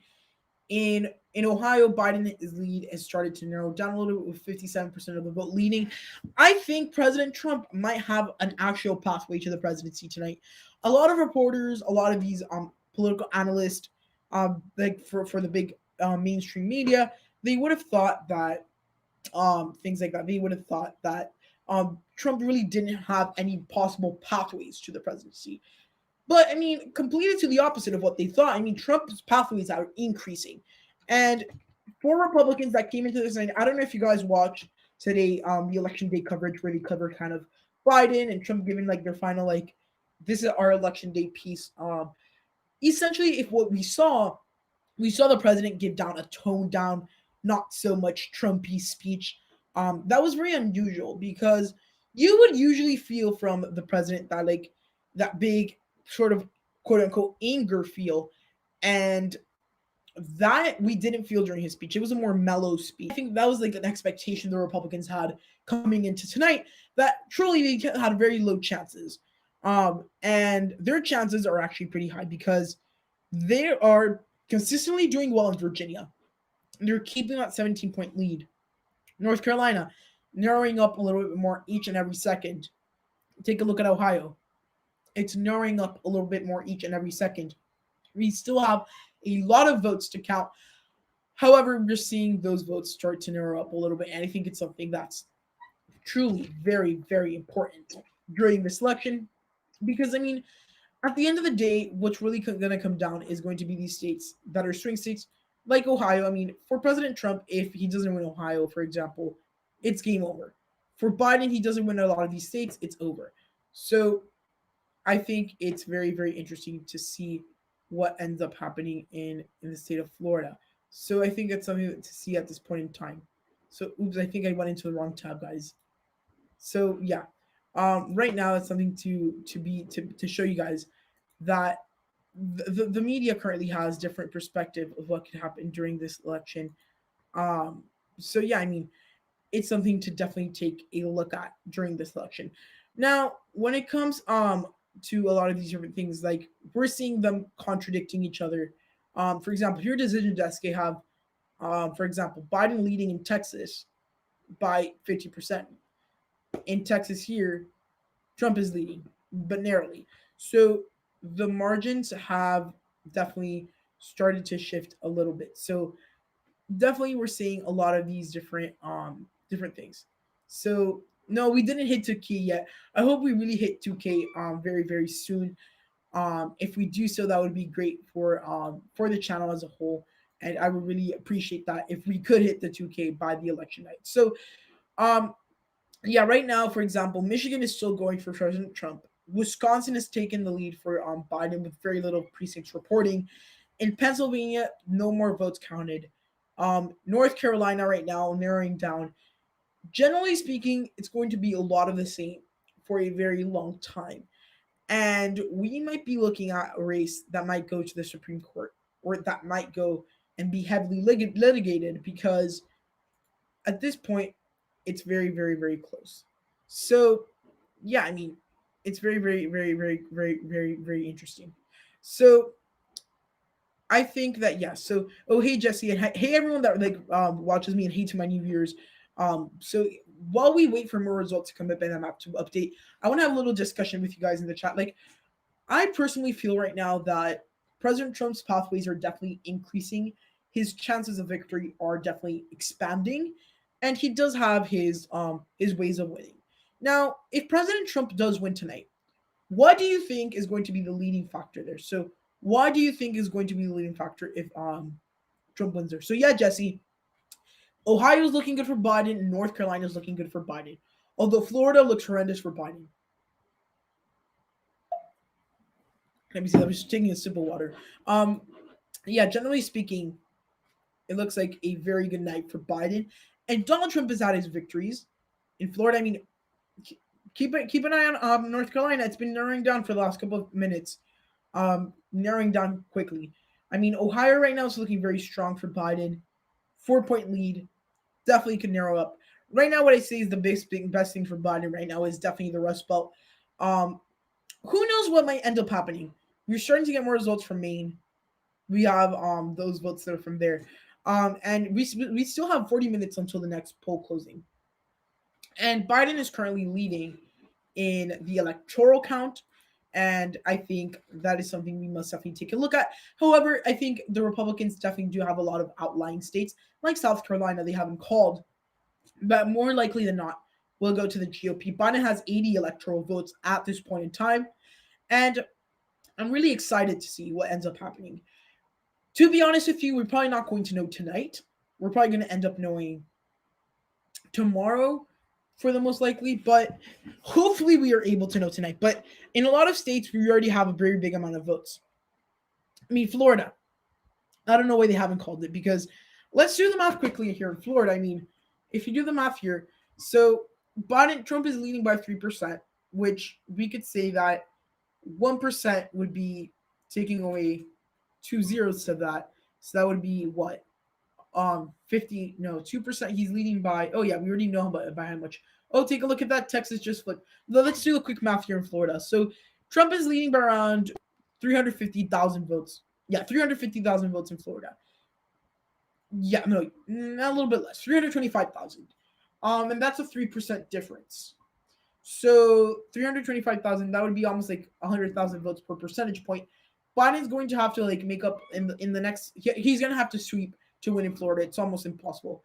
I don't know why I couldn't just do that quick math in my head. But Freddie, let's take a look at Texas because Biden has recently now taken the lead. Look how close it is in a state with so many votes. 2,000 vote difference. I think we just got San Antonio County in. However, we still have a lot of these smaller Texas counties that are going to be. Oh, Trump just took the lead again. This is going to be a long election night, guys. I mean, simply, we're just seeing the races flip flop, flip flop, flip flop, and truly, it's going to be something that we're going to be seeing throughout the night. Ohio, it's narrowing up. It's looking good for Biden. Yeah, North Carolina is definitely narrowing down. We might be able to see even a Trump lead fairly soon. So I think, I don't know, we might be seeing a lot of things coming up with this election. So yeah, I mean, at this point in time, this election really is looking like we might be able to see like who might win today because we have a lot of data, but yet again, we don't have like a lot of states called that should be easily called. I mean, Virginia, a lot of people would have thought that this would be called at poll closings, and Donald Trump has held a consistent lead in the state of Virginia, a 17-point lead, which at this point sounds crazy, but Trump is leading in Virginia by pretty massive numbers. It could be one of many things. It could be that we still don't have a lot of those precincts reporting from the top of Virginia, but those suburbs in Virginia, which we already have a pretty good amount of precincts reporting, Trump is winning or being fairly competitive. So I want to see what your guys' take on Virginia is. Why is Trump winning Virginia by 17 points consistently? Florida's pretty much confirmed. Trump, I don't think will be the factor. Yeah, I think Texas will definitely be a determining factor, and then after that, it comes into North Carolina, Ohio, and then after you pass that barrier, it's going to be Pennsylvania. So at this point, Florida is almost a done deal. That's done deal. He has a 3% lead right now. Biden would need to sweep everything else, like the rest of the vote, to have a small victory. So in Texas, it's currently close. This is going to be the next barrier for Trump. And if Biden ends up winning in Texas, which I mean, it's not completely like out of the picture. It's only a 20,000 vote lead right now. Trump could definitely overturn it. If he passes that challenge, it's going to go into North Carolina territory. He would need to flip right now 2% of the vote, 80% reporting. This map might look very weird compared to the past. In Ohio, it's looking very, fairly strong for former Vice President Biden. You're seeing here a 3.5 point lead right now for Biden in Ohio. It's going to come down to those things. But I'm not sure what's going to happen here because I can't wrap my head around that Virginia has consistently been leading for Trump. It's still early. However, I mean, I think at this point in time, Virginia might actually have a decent chance of going to Trump because he has a 400,000 vote lead, and that's with a lot of these counties. If you take a look at it, in the more so for example, the Washington D.C. counties, we have that county, but it's not that big. We have very little amount of votes reporting for Fairfax. Prince William, Trump is currently ahead, but there's only 24% reporting. A lot of these middle counties, the president is doing very good in the suburbs in Virginia. Certain parts of the country he's doing very, very well. I mean, the president is doing pretty well in Virginia. I mean, but who knows what can happen. Right now, North Carolina is coming it's nearing the territory of being less than 2%. The difference, this race is definitely narrowed up. Ohio, I'm not seeing too much of being narrowed up. I think, although, we are. It's right now 3.5% he still has 60% reporting. So we still do have a lot of possibilities there. And this map looks very, very interesting. And at this point in time, I'm not sure what could happen. Same thing happened in Virginia in 2016, Northern Virginia. Oh, you're right. Because I remember in 2016, what had happened was that Hillary Clinton was leading North Carolina earlier on. And last minute they switched. I think we might be seeing a similar effect because although Trump has had a consistent lead, and this is with a lot of the votes reporting, in North Carolina, it's increasingly coming closer and closer. We're less than 1.5% now? Yeah, essentially we're almost 1.8%. Yeah, so I think what we might end up seeing happen would be is that last minute, around where we're at 90% reporting in those states, they're gonna flip.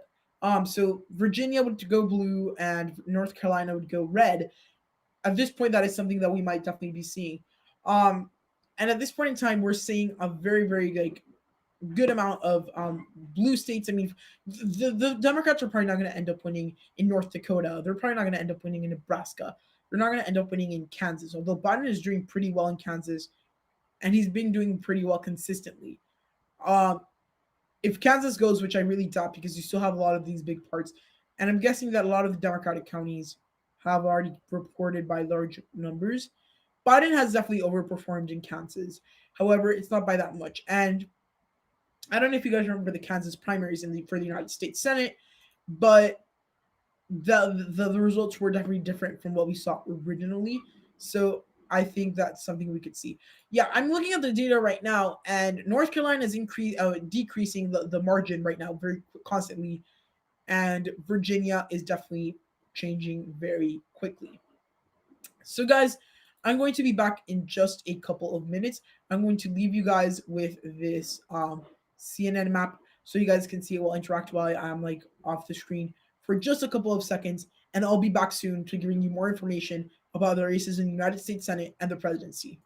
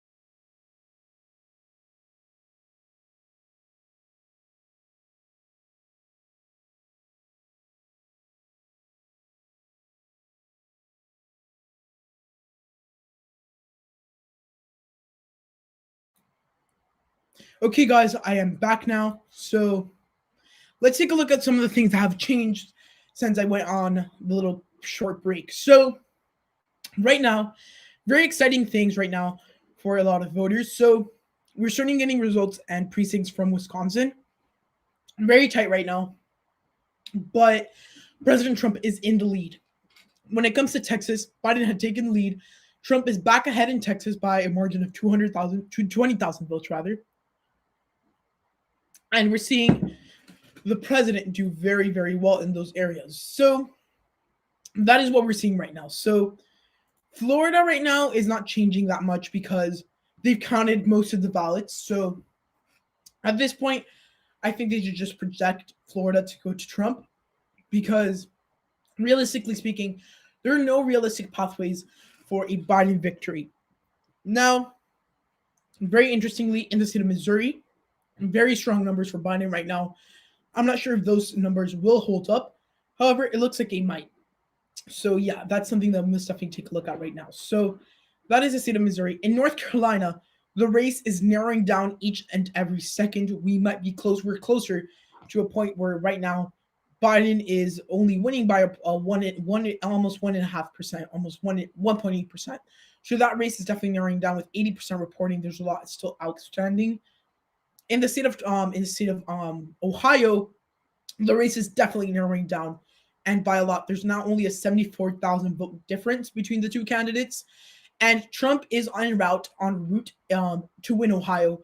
There is now only a difference of 1.9%. So he can definitely overturn that. So right now, I think we might be looking at an electoral map, which has Biden winning and Trump winning in Florida, Texas, North Carolina, and Ohio. And Iowa, we do not have any precincts reporting. If those four big Republican states go, and let's suppose Arizona goes, because at this point in time, those crucial Republican states right now are going for Trump. I mean, the four big states. Let's just call them the Republican four: Georgia, Texas, Ohio, and Iowa. We don't know yet, but at least Ohio, Texas, North Carolina, all of those states are going. The next thing to add to a Trump victory would be Arizona and Pennsylvania, or Pennsylvania and another Rust Belt state. This point in time, we're looking at a very big possibility of a Trump victory come today. So I think right now there might be some surprises waves going through the United States right now, because at this point in time, the chances are more likely than not that there might be a chance that Trump will be reelected president in an election where a lot of people put Trump as the clear loser of the election. Now, I mean, we haven't had a big update in Georgia yet. Trump is leading by a pretty big margin. I'm guessing it's because, I mean, we have barely anything from in Atlanta, only 25%. Most of the big parts of, you have a lot of the big parts of Republican parts already reporting. So again, that's a very big plus for the Republicans. So I mean, right now, I think we might be, I don't know if you guys have ever watched those Trump can't win compilations. Watching earlier today, I was watching the CNN election day coverage, and it just reminds me a little bit of those coverages. And I think I heard a lot of things like Trump can't win, but at this point, a Trump victory is very likely right now. The only thing that stands in between the Trump victory right now is the state of Pennsylvania, which at this point in time, as we get more precincts reporting, Trump is narrowing the state of Pennsylvania right now, where he's only behind by 4 points with 13% reporting. And that's with already some results in from Philadelphia and some red counties still with a lot of results outgoing. Washington County, Trump needs to win southwestern Pennsylvania to have a very good shot at the presidency. But to put it frankly, President Trump's chances at the presidency have gone up. And I think at this point in time, we're looking at I think I misread the map. Let's see if I misread the map. Oh, I mean, yeah, it's still narrowing up. Oh, I think I actually misread the map. No, I think I misread the map. I had seen 46 to 52. However, it's still narrowing up by a little bit, and I think we might be able to see some votes come in here and show us how that race goes. So I want to go and talk quickly about the United States Senate.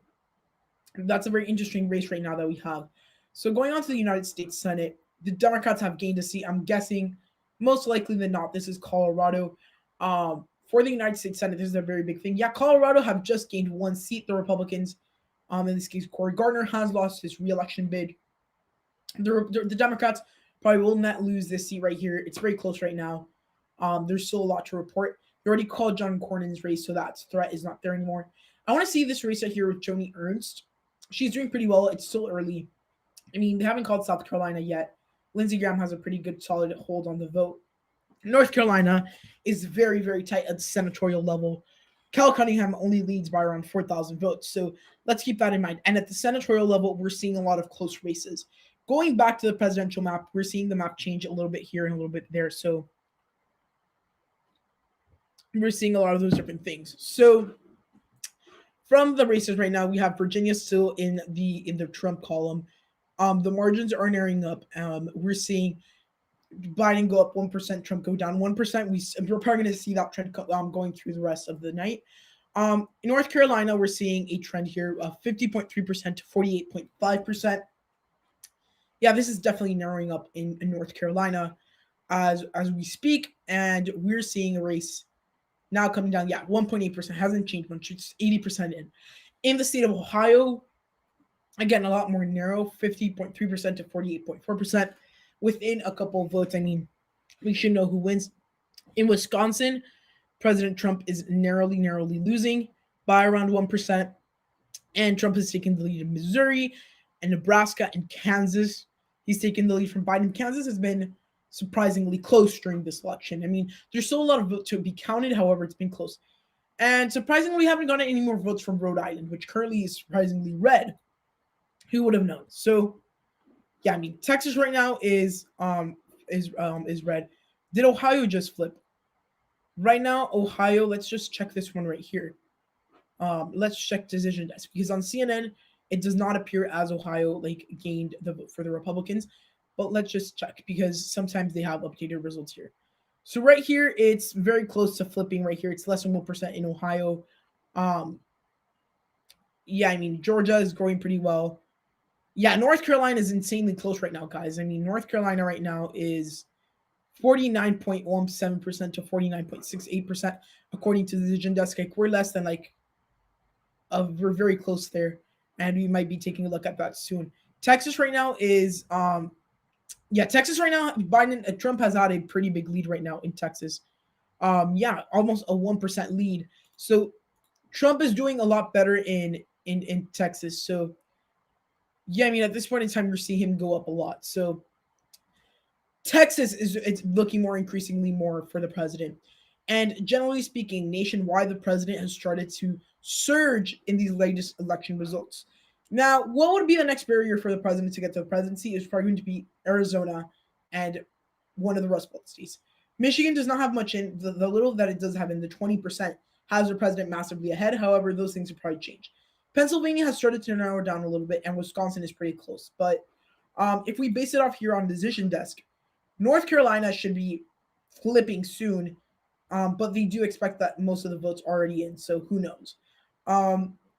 In Ohio, they expect a very big chunk of the votes in, and the president is within mere moments of maybe flipping the state of Ohio right now, flipping from the two states. So, yeah, I mean, this race is rapidly changing, and each and every single hour we're seeing, or minute rather, the election change in a multitude of ways, and the chances of a Trump victory are rapidly increasing as we speak.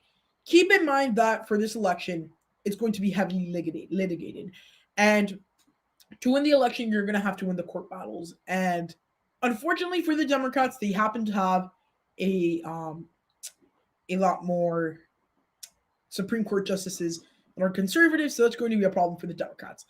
I mean, right now we're seeing some of these races get ridiculously close. North Carolina is almost like 0.5% difference. You can see that race right now flip possibly. Here in Michigan, the president is still doing pretty well. Wisconsin, president is narrowly ahead according to this map. Pennsylvania, the former vice president is ahead by a lot. And Ohio, right now, if we take a look at how they projected here, currently Biden's ahead, but not by that much, by 0.54%. So it's something very minimal. So I think, generally speaking, it's a lot better for the Republicans right now. Republicans out there, I think, will definitely better. You guys better be a little bit more optimistic about your chances, because you've definitely been going up. Wisconsin, Arizona, important. Right now, those are the important states right now. Michigan right now has stayed pretty consistent. We're starting to get precincts reporting from New Mexico. New Mexico is probably going to go to Biden anyways. It's not going to be contested. However, in Michigan, I mean, even with 20% of the vote in, Trump is still leading 58% to 40%. In Wisconsin, the president has lost his lead to where now he's behind by 47%. Florida, there's not even worth checking anymore. It's gotten worse for Biden here. I mean, I want to take a look at the map right here, because truly at this point in time, it looks very, very bad for Biden in Florida. I mean, he's lost by more than he's losing by 3.2%. It's very, very bad for the former vice president at this time in Florida. I'm guessing that's not what you're expecting, and I'm basing it off of this. Pinellas was a lot closer, and this I-4 belt didn't really upset any voters lost by the big surge in Latino turnout for Trump in Miami-Dade County. So generally speaking, that's what we're seeing for the state of Florida, and that's why it's probably going to go red. They haven't officially called it, but within the next couple of hours, you can definitely expect that to be called. The current electoral map as of right now looks a little bit like this, with 89 electoral votes for Biden, 54 for Trump. A lot of these states should be starting to be called soon. I mean, Florida, they could have some sources called it almost a couple hours ago, and I think mathematically speaking, it's impossible for Joe Biden to come down in Florida, back in Florida. Here we have it's getting close. It's getting tight in North Carolina, in Wisconsin. Again, it's getting closer. In Ohio, it's getting also pretty dang close. Well, look at Ohio. Trump is only behind plus 0.3%. I think Trump might be able to take Ohio, and I think at this point in time, we might be looking at a Trump presidency in 2021.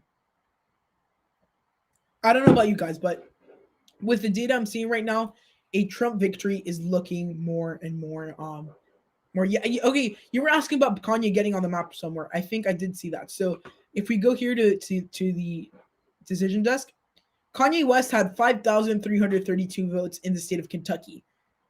I mean, that was pretty decent for a very non-serious candidate that really ran for nothing. Kanye West got some votes in Kentucky. So yeah.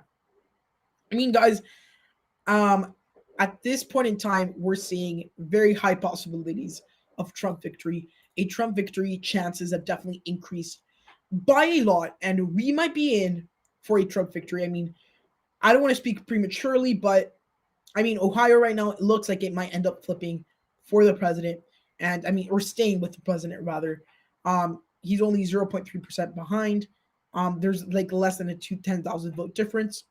Maybe a little more, but a little bit more than a 10,000 vote difference, with 64% reporting. North Carolina, it's increasingly becoming closer. We have 80% in. Now, I'm a little bit more skeptical if North Carolina would flip. However, Trump is doing pretty well in Michigan. He's still doing pretty well in Virginia. A lot of sources have already called Virginia, but I think since we got a lot of those suburban votes in towards the end of the election, we might be looking at a race where it looks like a little bit at the end of the night. So I think at this point in time, the Biden headquarters is probably like biting their nails a little bit. It's going to be not. I think they kind of feel how Hillary Clinton felt when the election night started to go downhill a little bit. However, I don't think the election will hit that completely. I mean, in Pennsylvania, for the president right now, he is behind. So that is something to analyze.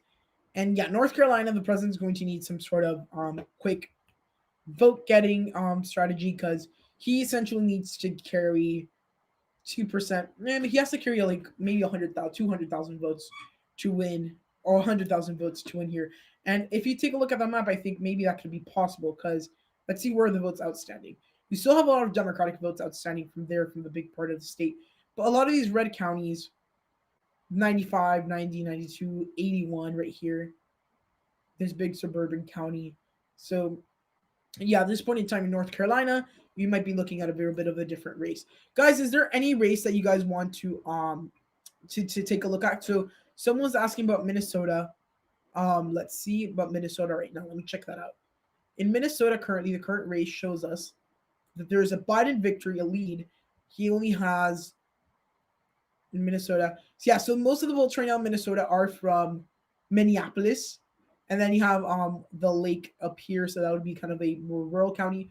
You're starting to see the building of a very solid Trump West Minnesota. I think definitely the Biden support in Hennepin County is going to be huge, considering the George Floyd protests happened there. But I mean, Minnesota might be a little bit closer than people think. This county right here has some votes. It's going for Trump right now, less than 1% in. He's the leader there. And Biden, Hennepin County, the big Democratic county, is like mostly already counted. So that's a big thing to analyze. So, I mean, there is a chance that Trump wins in Minnesota. Who is going to win? Right now, I think it's very up in the air. With the data we have, I don't know. It's looking like there's a possibility of a Trump victory. I would say that, but coming into this election, I would have given Trump a 30% chance of victory compared to Biden's 70. But right now, I'm feeling more of a 40-60, even a 50-60. It's really going to come down to who can win Pennsylvania or Michigan or Wisconsin. Um, if I mean, and this race, in for example, in North Carolina, it's starting to narrow up a lot. We're almost at less than 1% margin of difference, and I think definitely Trump can definitely win here. I think at this point in time, we're just looking at a very interesting race for Donald Trump, and I mean, truly, it's going to be something that really is going to differ a lot. So, yeah, I mean, at this point in time, that we're going to be seeing that happen. So, yeah, so guys, I'm going to take a quick break right now. I'll be back in a couple minutes. I'm going to leave you guys with a CNN map so you guys can see the latest updates from this election. So, we'll answer just some of the questions in the chat. No, Ron, there are no thing. There's nothing from the West Coast yet. Polls close there in some states at in 10 minutes, and some of them are closing at 11 o'clock. So we're gonna have to wait. So I'll be back in just a bit.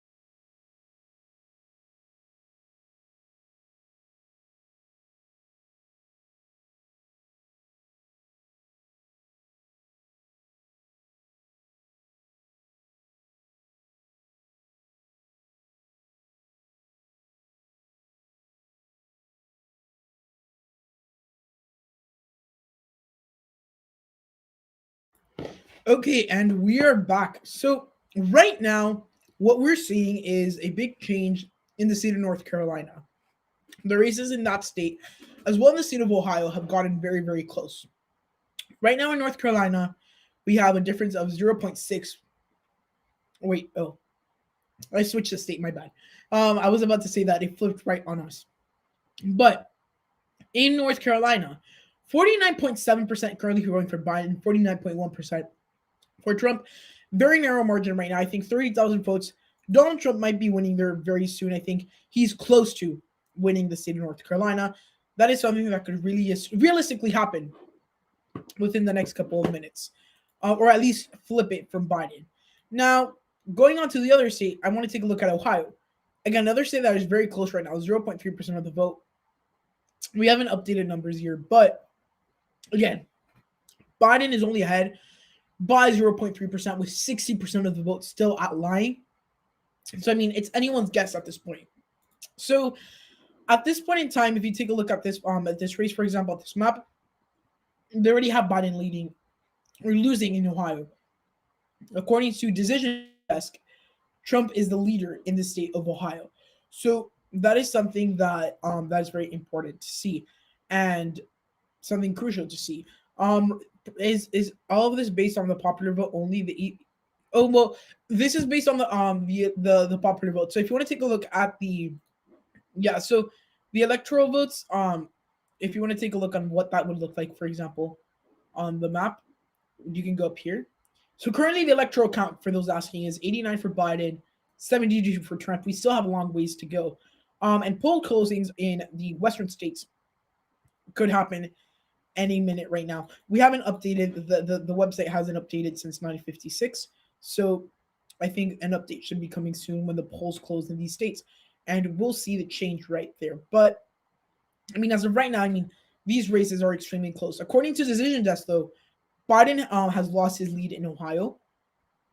At this point, giving the lead to President Trump, which is something that's pretty notable because the president is now the leader in the state of Ohio, and the president leads in Michigan with about 30% of the vote counted.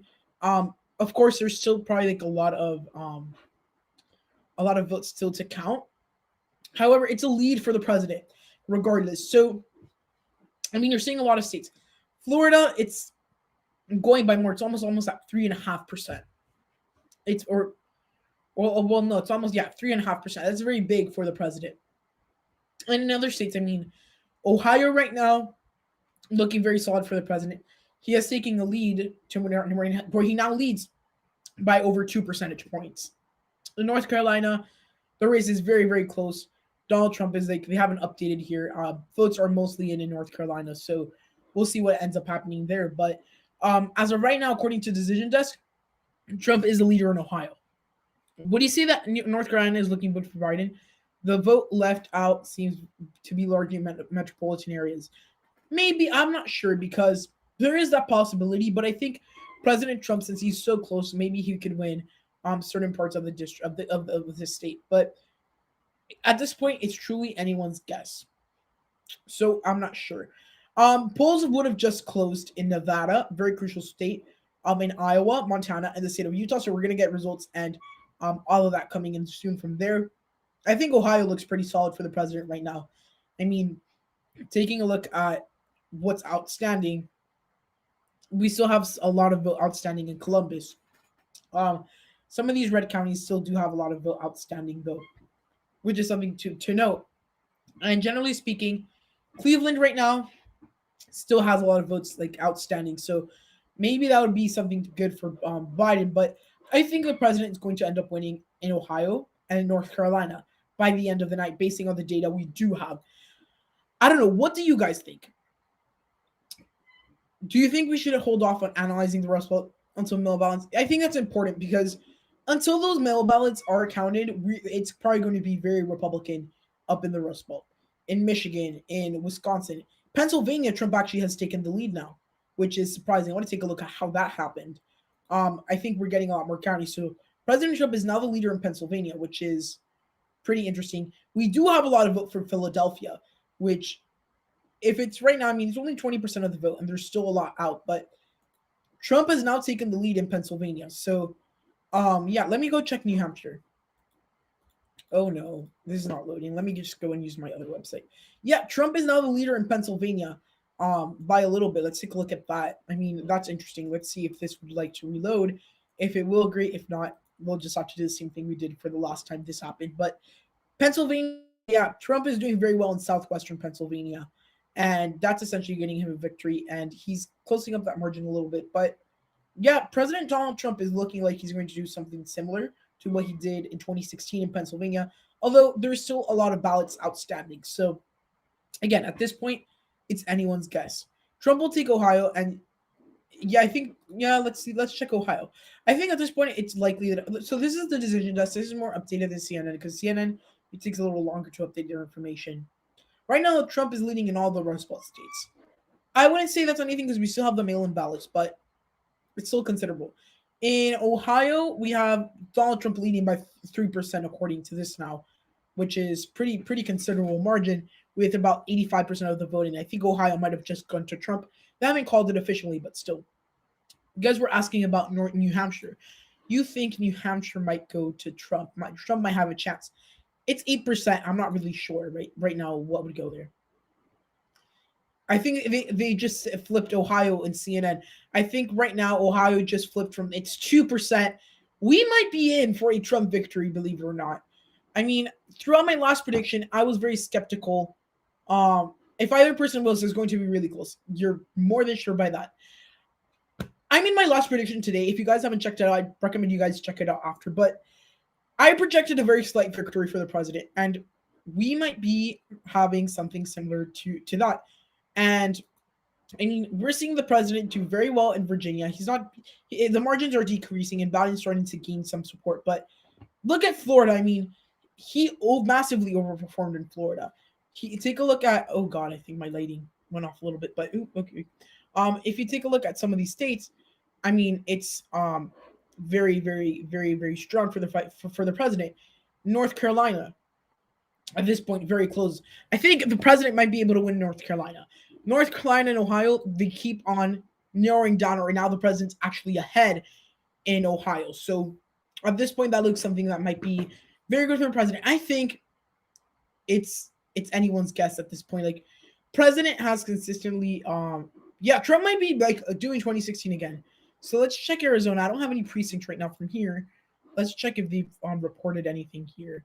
No, they don't have anything from Pennsylvania. Let me just check if they have anything if you click on it. But yeah, I'm feeling a lot of 2016 vibes that if you are a Trump supporter, you're going to be to those pollsters, you're going to be to those medias and said, and didn't we tell you that you were not going to get us wrong again? To be honest with you, the map looks very good for the president. He's ahead by 2 in Texas. He's ahead by 3 in Florida. He's ahead by, at this point, 2 in Ohio.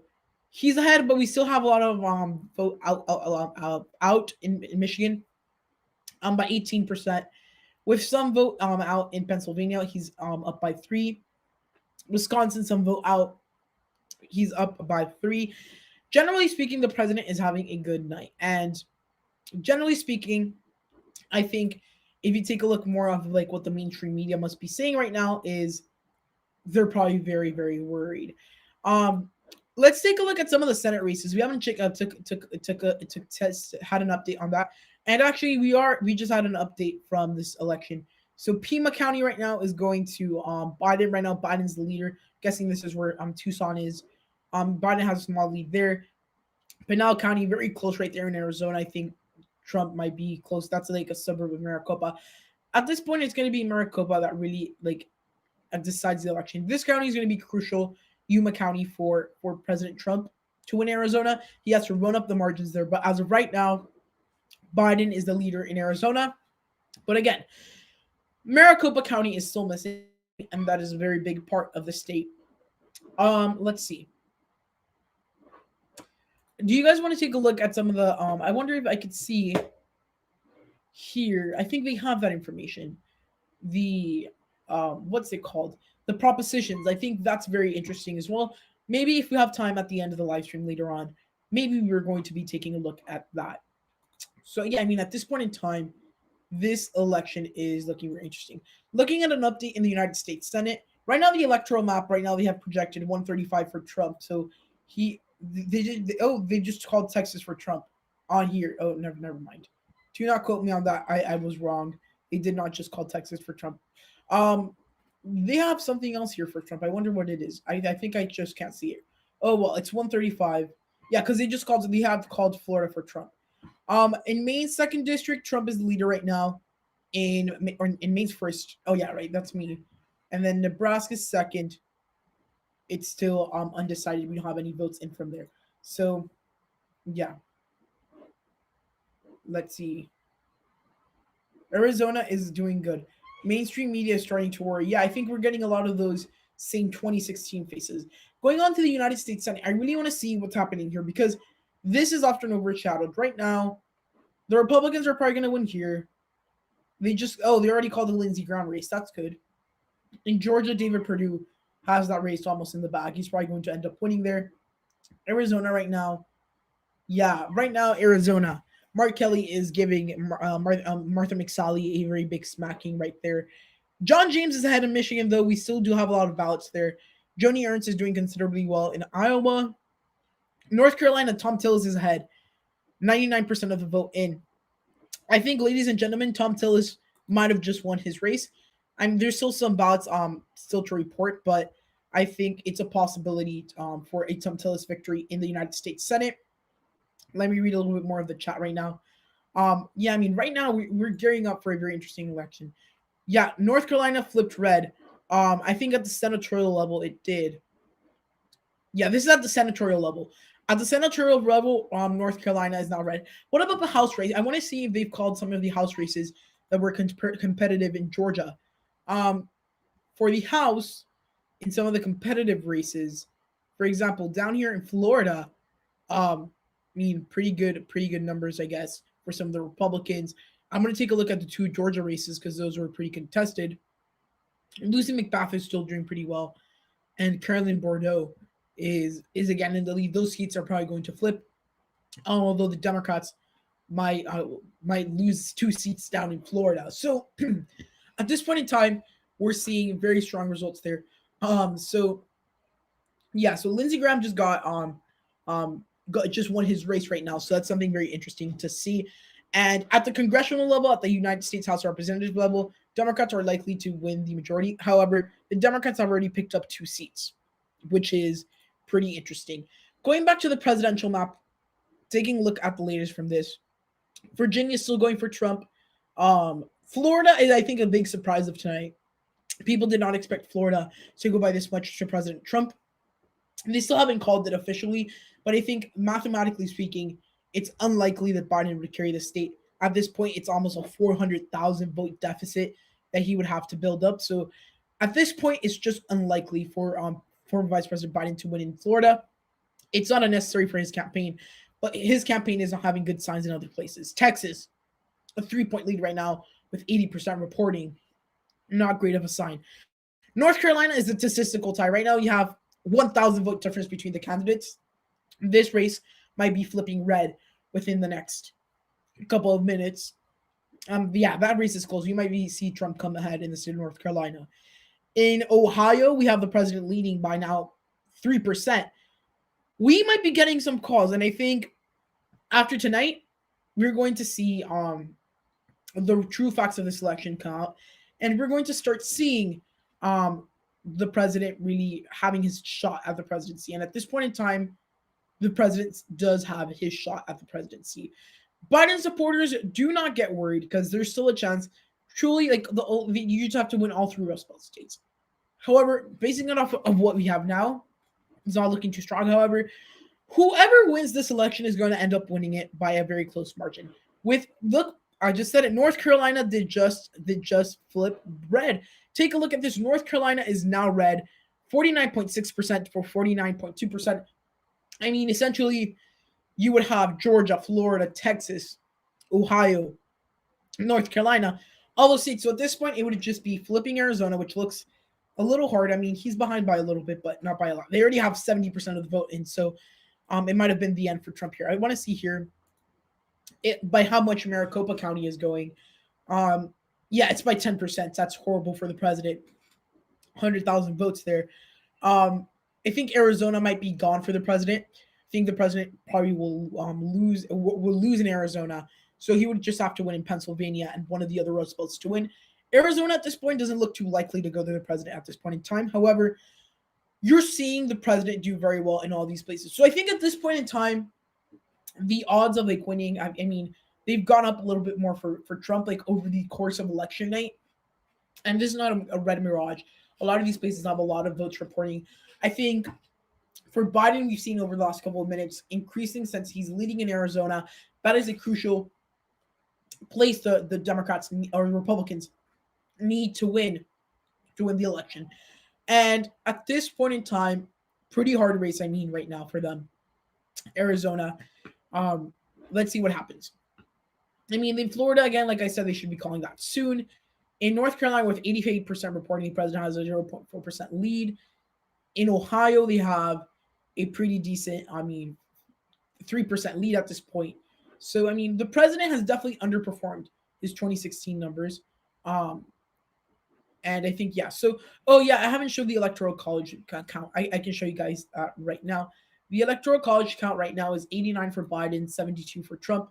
The popular vote is going to the president as of right now. That is expected, but I mean, it's still very interesting to see at this point in time. And I think that a lot of people are rather surprised with the results that we're seeing currently. And I would definitely say that the president is definitely overperforming what he was expected to accomplish during this election. I'm guessing that he wasn't as expected in certain aspects to carry some of these states. However, I mean, he is doing pretty well in a lot of these places. So, yeah, I mean, at this point in time, it's looking pretty decent for the president. In Pennsylvania, President Trump has just increased his margins a little bit. Again, with these Rust Belt states, you have to consider that these are probably going to be called tomorrow with the mail-in vote, and I think that might really help the Democrats. In the state of Arizona right now, it's not looking too hot for Trump. He needs to like take Yuma County by a lot. He needs to take Pinal County by a lot. He needs to be winning Navajo County by a lot. Maricopa County, most importantly, where 77% of the votes are reporting. Trump needs to go up at least 5% to have a chance of winning here, or the count of the state, or at least 2 percentage points, because that 10-point difference is way too much for the president, and that really might hurt him at a national point of view. But I think at this point in time, I mean, the Republicans are definitely overperforming the expectations that were set. Going on to what we see here from this, because you have different results depending on where you look at. I'm guessing some of them are a little bit more advanced or not advanced, you could say, than others. So here they have Trump at 135 compared to Biden's on 115. And Texas right now, it's looking like a 3% margin, almost a 2%, 2.5% for Trump. In Georgia, it's looking like almost a 10-point margin right now, with a lot of votes still outstanding. North Carolina, it's very close, however, it's still going to the president right now. In Ohio, we have a pretty big lead for the president right now. And generally speaking, it's looking very strong for the president in more than one aspect. Biden probably still has more pathways to win, but the pathways for Donald Trump are opening up. And I think, I mean, it's going to be a very close election. And truly, you guys are going to be up all night. So, yeah, I see my friend Aaron. He has school tomorrow because he lives in a couple hours because he lives in Ireland. I think I'm going to be doing the same thing, and I'm here on the East Coast time. So I'm going to be staying up as late as I can, unless like I fall asleep or something and I really have to go to bed so I don't fall asleep and fall above you guys. I'm going to try to stay up as long as possible, trying to cover this election for you guys. This is something that's very, very important for this election. And to be honest with you guys, right now, this is something that we don't know what's going to happen. A lot of these races can definitely change with the last couple of votes in, but for example, the math in Ohio doesn't really add up for the former vice president. He would need to, he has the pathways. It's just, it doesn't really add up. North Carolina, I think it still has the possibility of going to Biden. I mean, Texas right now, with a lot of the voting, they have like almost a pretty good amount of the vote. On CNN, I'm noticing they're like a lot more conservative with how much they put the margins and things like that. I think Arizona is a lost cause for Trump at this point. He needs to win there, but I think maybe if he could like maybe carry Virginia, which he's been doing a pretty good job, maybe he could win there. But Texas is increasingly going to President Trump, which again, something that is very, very, very, very interesting at this point in time. And we're definitely looking at an election which is going to be one of those nail biters. And I mean, guys, don't be surprised if come December something we don't know who the winner is, because this race goes to the Supreme Court and it's going to be a litigated election, however you put it. And especially if it comes down to Pennsylvania, that's going to be more of the case. So yeah, I mean, at this point in time, the Republicans are doing very, very well at a nationwide aspect, and generally speaking, overperforming expectations. If this map out how it is stays, which would look again pretty weird, and we're also getting results from Iowa. Let's take a look at that. I'm guessing that we're getting results from Des Moines, the more liberal part of the state of Iowa. But I mean, currently that's a lead for Joe Biden. In Minnesota, we don't have as many results that have updated, so something else to keep in mind. Um, I think this election is very interesting. You're watching from England, and it's very important that Trump carries the election. I don't know, for many different people, it's very it differs whether you want or who you want to win, and people have different reasons. At this point, if you want Trump to win, chances have definitely gone up, and I think the last couple of days were very pessimistic for Trump on the mainstream media. Like they already said this is going to be a blowout, but it just happens to be that this election is not going to be a blowout, and it's going to be rather close. And this election has the possibility of the winner going by that last one state that really chooses the election. And truly, there's many different aspects that could come into this election if we think about it. And at this point in time, this election, I mean, we've seen the change. If you're watching this on the replay, because remember, this is live, but this also gets like archived on my channel, that you guys can go back and check how this map looked very different and how it has changed. At the beginning of the night, we had states like Texas, Florida blue, North Carolina, Ohio, Pennsylvania, all the Rust Belt states. They started to narrow back a little bit. How can you call this close? Look at Georgia and Michigan, even be with Biden will be short. I mean, I think at this point in time, it's not even about calling, because I mean these races are close and we still are missing a lot of votes. I mean, 30%. We need 70% here. We're missing 70% there.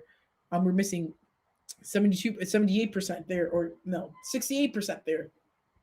We're missing a lot of votes, and we won't know for sure. But in a lot of these races, for example, Florida, I think they should just project it already. I think Biden has no viable paths, even if all the rest of the votes go to him, which is unlikely. He would narrowly win. North Carolina at this point, a lot of precinct reporting. This is going to be close. Arizona is not looking good for the president with 73% reporting. It's not looking too great. And I mean, Texas right now is looking strong for the president. And in a general point of view, this election will probably end up going to the president. So, guys, I'll be back in just a couple of minutes, and I'll leave you with the CNN map so you guys can see how the map changes. See you guys in a minute.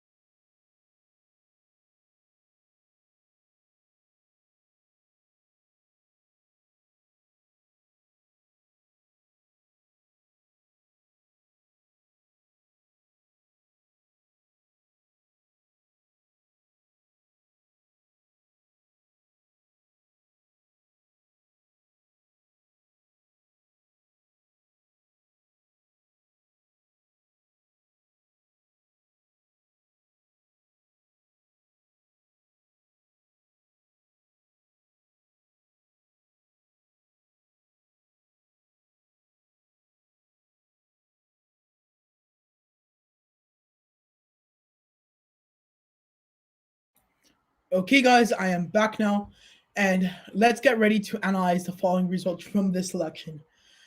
Well, this election is really an election that really brings to us very thrilling aspects of this election. And I mean, we're going to be counting votes for a very long time. So the winner we won't know for a very long time. So let's see what ends up happening. At the moment, Biden is leading in Arizona by a pretty substantial margin. I think at this point in the state of Arizona, we're going to see a Biden victory. So that's the first thing. And then let's just think about some of the things that are happening in other parts of the country. Georgia, very strong numbers for the president. And these numbers could definitely narrow up a little bit, but it looks very favorable for the president. And I think if you're a Trump supporter, you should know that you already have this seat in your column. You have this seat in your column, possibly, where Donald Trump is now taking a bigger lead.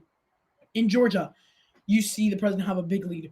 Florida should essentially be called already. I mean, it's a 3.5% margin at this point. It's by a lot. So, I think it's something that we must definitely take a look at. So, right now, I mean, the betting odds, a lot of the odds were against President Trump. But, I mean, at this point in time, Donald Trump probably has a chance of winning. So, for those of you that liked betting on politics, if you betted for Donald Trump winning this election, you're probably going to make some good money because the chances of Trump winning have skyrocketed within the last couple of hours. And the Biden landslide that people thought could happen today, Biden winning in Texas, Biden winning in Florida, Biden winning in North Carolina, Biden winning in, we don't know yet, in Ohio, those things did not materialize. And truly, it's for many reasons. Most importantly, Donald Trump has a very strong campaign team that really generated excitement across the nation. And I think at this point in time, it's going to be something that's going to be interesting to see. And I'm just sure that if Donald Trump wins re-election, there's going to be chaos in the country in the sense that there's going to be a lot of civil unrest. The country will become divided in certain ways because, again, it's always when you lose, you're always going to be sore. But we've seen that tendency, no offense to Democrats out there, with the Democrats a little bit more. And this is coming from me, an independent, bipartisan person. So let's just keep that in mind. And I think at this point, a Trump victory could definitely have impacts on the countries in that sense. Getting more into policy and whatever, it's more of what you think of in your individual opinion. But I think what's more important right now is what's happening with these races. So the Democrats just to routine control the House. Let me see if I can certify that right here.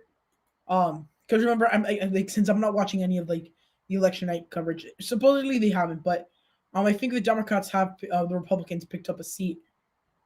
Oh, take a look at that. Carlos Jimenez in Florida has picked up his seat in the House. That's very interesting. And then this seat right here, it looks like it also might go. So 2 Florida seats might have flipped to Carlos Jimenez. That's very interesting race. Debbie Marcus O'Powell was, she wasn't liked in the state of Florida. So that's a seat in Congress. And I think with the House races, I think at this point in time, we're seeing a very interesting factor right there. So when it comes to the presidency, we're not seeing that much movement. I mean, Ohio, we've gotten a big batch of votes. I mean, Donald Trump essentially right now in Ohio is at his 2016 numbers, a 5% margin. Keeps on going a little more, we might be able to exceed that. North Carolina, over almost a percentage point. Florida doesn't even need to be talked about anymore. I mean, this is a substantial victory for the president. Texas, 4% victory, almost 3.4% victory for President Trump. A lot of these places, very big victories for Trump. What is one of those places that big general leading of Trump that we have? The lead for Trump didn't materialize. That's Arizona. This state probably would I don't know, but the state of Arizona had a bigger chance of going to Biden anyways. And then now without Arizona, realistically, Trump would need to win Pennsylvania and Michigan. And I think at this point in time, we might be looking at a race where it's going to come down to the last couple of voters, which again is always going to be an interesting thing, but I don't know if that's the best thing for the country. These elections just end up becoming very, very close. Never tend to be good because again, you have that divide, you have all these different things. So like realistically speaking, you don't know.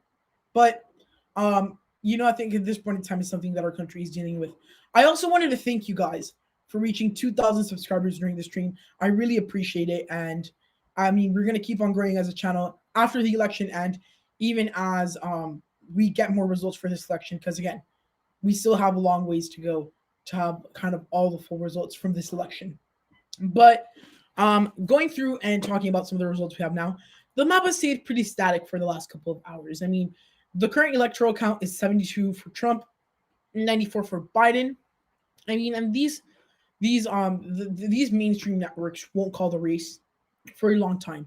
We're still missing, I mean, a lot of votes from Michigan, from Wisconsin, which right now is pretty close. Pennsylvania, which right now is pretty close. And that quote-unquote red mirage doesn't really exist because we already know as a fact that certain states, such as Ohio, such as North Carolina, such as Florida, we already know that those states are going to, we're probably going to go to Trump, considering that he has some lead, especially like in Ohio, where he has almost a 5-point lead.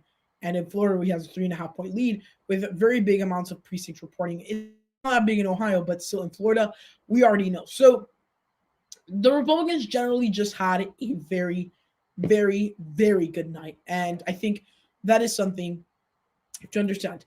As we wait until the 11 o'clock poll closing times until we get the West Coast, it's really going to be uncertain. And all the crucial swing states have already reported precincts, which is good, I guess, because we won't have to go to bed knowing that it's uncertain to what's going to happen. But in Florida, these numbers are strong for Trump. Texas, very strong for Trump.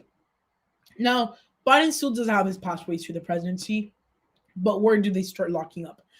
There is still a vote left out in Virginia, but Biden is performing very, very well there. He's not performing that well there. He does have his votes. He does have his supporters. I guess it's early still. I mean, how early can you get? It's been a long time. They have 50% reporting. So if you consider that to be early, then yeah, it is early. So that's the thing to note. I mean, this map could look very weird. In Montana, we have that race looking very weird. It's talking about Senate races. Let's go and check out the Senate races. Something that we should take a look at because, again, it's something that we definitely need to talk about because, again, presidency usually goes hand in hand with control of the Senate. So let's keep that in mind. So in the Senate, right now, let's see. For the race for the Senate, the Democrats have 0 seats. So I'm guessing they called Alabama, so that seat leveled out. Montana, currently you have Steve Bullock leading. In Iowa, Teresa Greenfield is now leading as there's more results from Iowa. I have to check on Iowa at the presidential level. Tom Tillis is leading in North Carolina. I think this race is going to be very close. I think Tom Tillis might have won there. David Perdue probably won there. And I mean, generally speaking, with the races that we have left, it's looking very, very probable victory for the Republicans.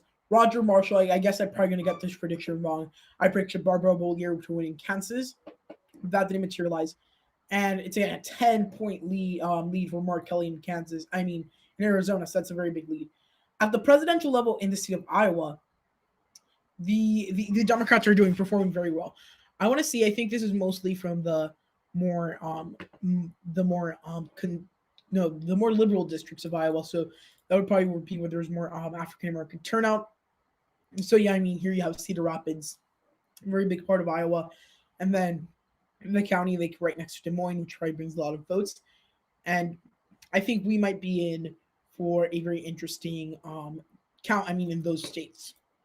So yeah, I mean, at this point in time, Joe Biden and his campaign should have some reasons to worry. The map looks very different. I think we're going to be seeing a very different electoral map to what we thought would like be the actual electoral map. Let's suppose this actually held them a current map. It would look completely ridiculous, but it could happen. I think right now, I mean, with Ohio, I think they're going to call that race soon. In Florida, they're going to call that race soon. Georgia, they still have a lot of votes to count here. So that's something else to keep in mind. So yeah, I mean, there's things to count still. I mean, in Maine, at large, Trump is winning. It's close right now, but Trump is winning at large. And if we take a look at, I don't know if they show you here by the districts. I know they do here. So Maine at large, Trump is the winner. There's still a lot of but this is the Senate race. My bad. And surprisingly, Suzanne Collins is also leading her race for the United States Senate. Maine at large, 2% lead for Trump. Second district right now, 53%. So I mean, Trump is performing pretty well. I mean, in Maine, and then in Nebraska's district, we don't have anything yet. But um, Decision Desk has been more proactive on making calls, and they've called certain places. I mean, they called Florida pretty early on in the night, and I think that race really stuck. I mean, they haven't called New Mexico.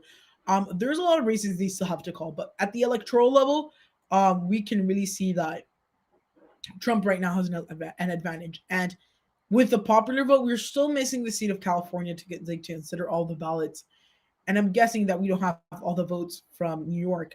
You only have 50% in from New York, and we're still missing California. But Trump has a 52-47 lead in the popular vote. Again, that's pretty considerable for the president. And truly, it's something that, I mean, shows that president probably has some advantages to the presidency. They already called Colorado for Biden. Arizona, the president is really behind. That doesn't look too good. Um, Florida, I think they're gonna call this race soon because they have to. Iowa, Trump is losing pretty badly. Um, Again, a lot of these races, some of them don't even have precincts reporting. And from state results in alphabetical order, we already have Alabama has been called. They haven't called Alaska. Arizona hasn't been called. Arkansas has been called. Let's see, for Trump. California hasn't closed the polls. Colorado, Connecticut, Delaware. For Biden, they should be calling the Florida race rather soon. But I mean, again, it's anyone's guess at when they would do that. Georgia, they haven't called it. And a lot of these key battleground states at this point in time, I mean, it's looking semi-decent for President Trump. And I mean, once they call California, you would see a little bit more on the presidential level. But I mean, yeah, I mean, at this point, the popular vote, there is a big difference. You still know, there's still a lot of ballots to count. There's at the minimum at least 15 million more ballots to count, considering there's over 100 million early votes alone. So you still do have a lot of ballots counted. And by the way, this is going to be a high turnout election. So yeah. So you guys at this point in time, what do you think? Who do you think is going to win? I think as the hours progress, the answer becomes more and more clear.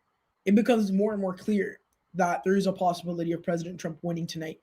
And unfortunately for a lot of Democrats or Democratic thinkers, it's not looking too great for for former Vice President Biden. And at this point in time, it's a very strong right now for the for President Trump. He has a lot of support, generally speaking, in a lot of the parts of the country. And right now, just taking a look at this map, which really hasn't changed until we're going to see it change in a couple minutes when we get to our final poll closings of 11 p.m. before we reach that crucial poll closings at 1 a.m., which really wraps everything up, is that at this point, the Democrats have a disadvantage right now. The Republicans just really overperformed what they were expected to do. And essentially, the polls were wrong. That is something they're probably going to have to live with. I mean, Florida, the polls were completely wrong. I'm not sure who will win right now. I mean, there is chances of both winning right now. By the way, they just called the state of New Hampshire for former Vice President Biden. Just for those of you to know, Biden is the projected winner in New Hampshire according to the Associated Press, and different people are calling different races. Usually the big source is AP, so that's usually what to think about. But I think it's something that we have to look at. But I mean, right now it's a very, very close election. So yeah, I mean, it's very, very, very, very close, and I'm not really sure who's going to actually come out and prevail the winner. Now, definitely we should know that coming with a popular vote, Biden's probably going to end up winning that. By how much? Who knows? It's anyone's guess, but at this point, I'm not sure. I mean, Arizona, looking at this right now, is probably going to end up being going to Biden. I mean, Florida, biggest shock of the night, I would say. And I mean, I'm not really sure. So, um, yeah. At this point, this election is really, really, really, really weird election. And truly, the final results are going to be chosen by the American people. I mean, and as we progress through the election night, I'm probably going to stay live until 11:30 p.m. Because I think there's going to be a certain point where we hit a deadlock where there's not going to be any more polls given. Um, so yeah. So no New Hampshire. So yeah, I mean, on if you look on Twitter, I was just checking Twitter really quickly because I really wanted to see what people were saying on Twitter. They were talking about New Hampshire going blue. They called the race. So yeah, could Pennsylvania flip at this point? So do you mean like to stay with Trump or like to from going from Trump to because if we've been talking about Pennsylvania and kind of like it's expected to go to Biden. So depends how you look at it. So yeah, at this point in time, it looks like it's going to be definitely a very close election, and truly, it's anyone's guess at this point. And um, yeah, so I mean, we're going to end up seeing coming up soon what's going to happen. Right now, the electoral college, we're looking at a race where we won't really know what's going to happen. But I think it's going to become more apparent over the next couple of days. So yeah, I think at this point in time, it's going to be a crucial point in our nation's history. And I mean, whoever wins this election is going to make history. They're going to be the oldest president in the United States, and truly going to be something that's going to be pretty effective. You got it right, but do you think the Senate will change hands too? I think at this point, if Trump wins, I think the Senate anyways will go to the Republicans or to the Democrats rather. I mean, taking a look at the Senate map that we have right now, we have very, very. I mean, it's right now they have a lot of races uncalled. This race looks like Mark Kelly is probably going to win. In Montana, it looks like Steve Bullock might win.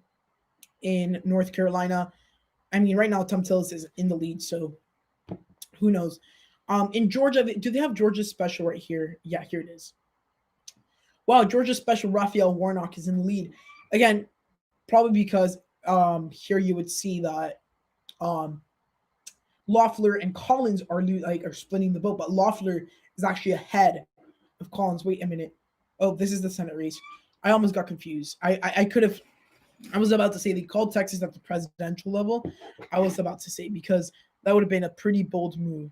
So, yeah, at this point in time, it's a close race, guys, and stay put tomorrow. I mean, tomorrow I want to see what ends up happening, but yeah, Alan Littman has predicted since 1984 and got it right. Apparently, he says Biden will win, and yeah, he does. He does say that Biden will win, and he does have his kind of general rules, but at this point in time, it's going to be interesting to tell if he's wrong or right. And I mean, generally speaking, it really affects that. It really does affect his credibility for the future because he just might be wrong. And if that is a possibility, I mean, who knows what really could happen at this point in time. But I mean, as of right now, the electoral count, if you listen to CNN, because we are very cautious with their electoral count, 98 to 95. Fox News has it 115 to 144. And I mean, right now, these races are very, very, very, very interesting. So who really knows? Because I mean, at this point, they're changing a lot. So someone's asked me just to check Minnesota. Let me check Minnesota right now. Minnesota right now is 60% for Biden, almost 40% for Trump. I mean, let's check it on here. I think last time we checked here, let's check here again. We saw it here going for Biden. Yeah, Minnesota here is going by the same margin. So at this point, wait. Okay, no, there's a 1% difference in North Carolina. Virginia, it keeps on going, but it hasn't really narrowed down a lot. this point, Ohio is pretty much going to President Trump. I mean, South Carolina, a lot of people expected this to be closer. It really wasn't. Texas, pretty good numbers here for President Trump. 4% lead right now. Um, I think if he can get it over 5%, that would be a very good thing on his part. I'm not sure if he can. You still do have a lot of votes still to come. But generally speaking, within the next couple of hours, we're going to be seeing the real shape of the map as they count in Wisconsin, Michigan, and Pennsylvania a little bit more of the votes. Trump is still in the lead. It's probably going to end up changing because who knows? I mean, at this point in time, it's definitely going to be something that really does depend. Um, so yeah, so you thought Biden was going to win, but now you think Trump will win. I think that Biden definitely could win right now, but I don't know. My prediction now is like also shifted a little bit. Actually, no. I was expecting something like this to happen. If you go back to my prediction, I would have explained it. So earlier today, I explained my prediction of what I thought would happen. But yeah, Rhode Island was red. I was talking about that earlier, and I think it's ridiculous that it still is red. They haven't counted any more votes, but there's a 20,000 vote difference in a very small state. I'm not sure. And I mean, if this electoral map ends up being something crazy, like Arizona goes blue along with Iowa, but then Rhode Island goes red, like I think we might, since 2020 as a year has been, I mean, such a crazy year, we might be looking at something like that happening. And again, I wouldn't be surprised. It is 2020. And think about it. It is definitely a possibility at this point because God knows what the possibilities are endless at this point. So Trump is winning or Biden? Can California change this? California doesn't really change anything because it's always going to be safe. At this point in time, Trump is doing very well. It could be a mirage, red mirage, where the Republicans just lead on early on and then you have the rest of the ballots. As of right now, we either have a very slight Trump victory or a very slight Biden victory. That's how we put it. That's how we have it. And at the end of the day, that's probably what is going to happen. And I mean, at this point in time, it's a race that really has changed. Do I think Arizona could go to Trump? I think at this point, Arizona probably has little to no chance of going to Trump. I mean, oh, they changed that. You see, now he's leading by 4.6%. That's interesting in Texas. So Arizona, 445 to. I mean, the math doesn't really add up. He would have to like absolutely scrape everything else that's left. The chances are not that high. Certain things will need to happen, and I think at this point that's probably not going to happen. Let's go to Montana. I mean, Montana at this point surprisingly close. That's probably going to end up being more red later on. Iowa, I mean, not looking too great for Trump, but I guess we still do have a lot of those races. Let's go check out on the House right now. Right now we have the races for the United States House. You have a lot of these districts being filled in. The Democrats have a net one seat.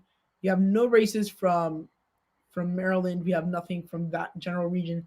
The two House races in New Hampshire haven't even been counted. Down in Miami, I mean, yeah, two districts. I mean, two House races where you already had a Republican flip it in Carlos Jimenez, flipping that seat that used to belong to Carlos Corbello, now Congressman Debbie Marcusel Powell. In Georgia, I don't know if he called these races. No, they haven't called this yet. Carolyn Bordeaux and Lucy McBath leading in their races. In Iowa's races, Abby Finkenauer leading and winning. Rita Hart winning. Cindy Axne winning. And Randy Feenstra winning, even though this race was closer. And I mean, generally speaking, you're seeing the Republicans do very well. In the House race up here for Maine second is very close. Jared Golden currently in lead, the Democrat. This Minnesota House race, Michelle Fishbach doing pretty well, beating Colin Peterson at this point. She's probably going to end up winning there, although we have a lot of votes still outstanding. Generally speaking, very interesting race. Why is Trump losing Virginia while having more votes? So essentially is that they give a projection that later on with the votes that would be cast later that that Biden will win Virginia, although there is like 60% of the vote reporting. But remember in 2016, something similar happened.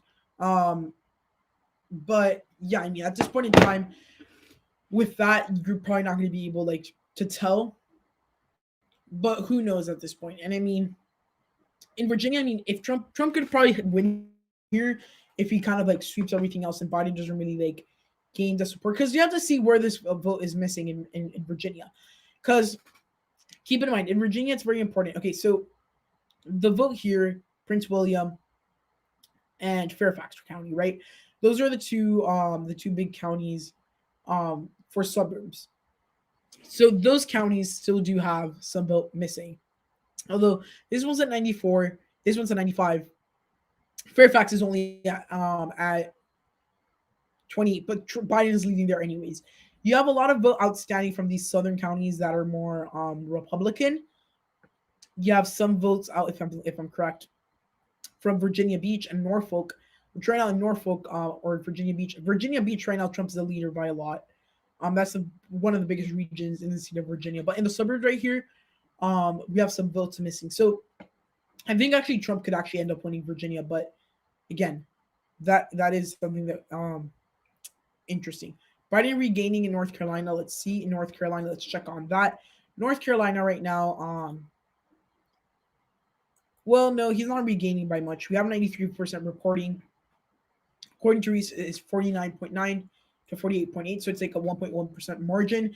And then taking a look at the decision desk, we can tell here that it would be a little bit less. And we can tell in North Carolina, it has the same margin. So Trump is he's winning by around 1.2% in North Carolina.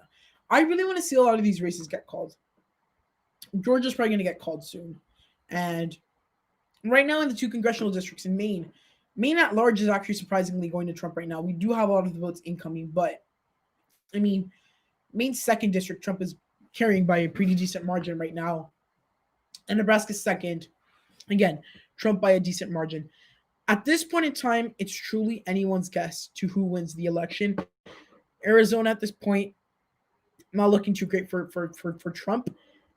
He would just need to sweep, and Biden has retaken the lead in Pennsylvania, if I'm correct. If you take a look at this, Biden is leading in Wisconsin and Pennsylvania. Biden is leading by 10 points right now in Wisconsin. He's leading by another 10 points in Pennsylvania.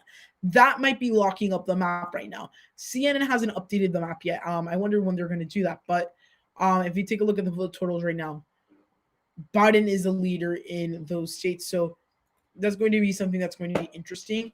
And that has definitely changed the perspective of the map. Now it's going to be that's going to be something that's going to show us where the race is going to go. And I actually just updated this, and now surprisingly, Wisconsin is now back again to Trump because you're getting a lot of these votes in. So Pennsylvania is to Biden by around 10 points, or 8 points rather, and Wisconsin is now back for Trump.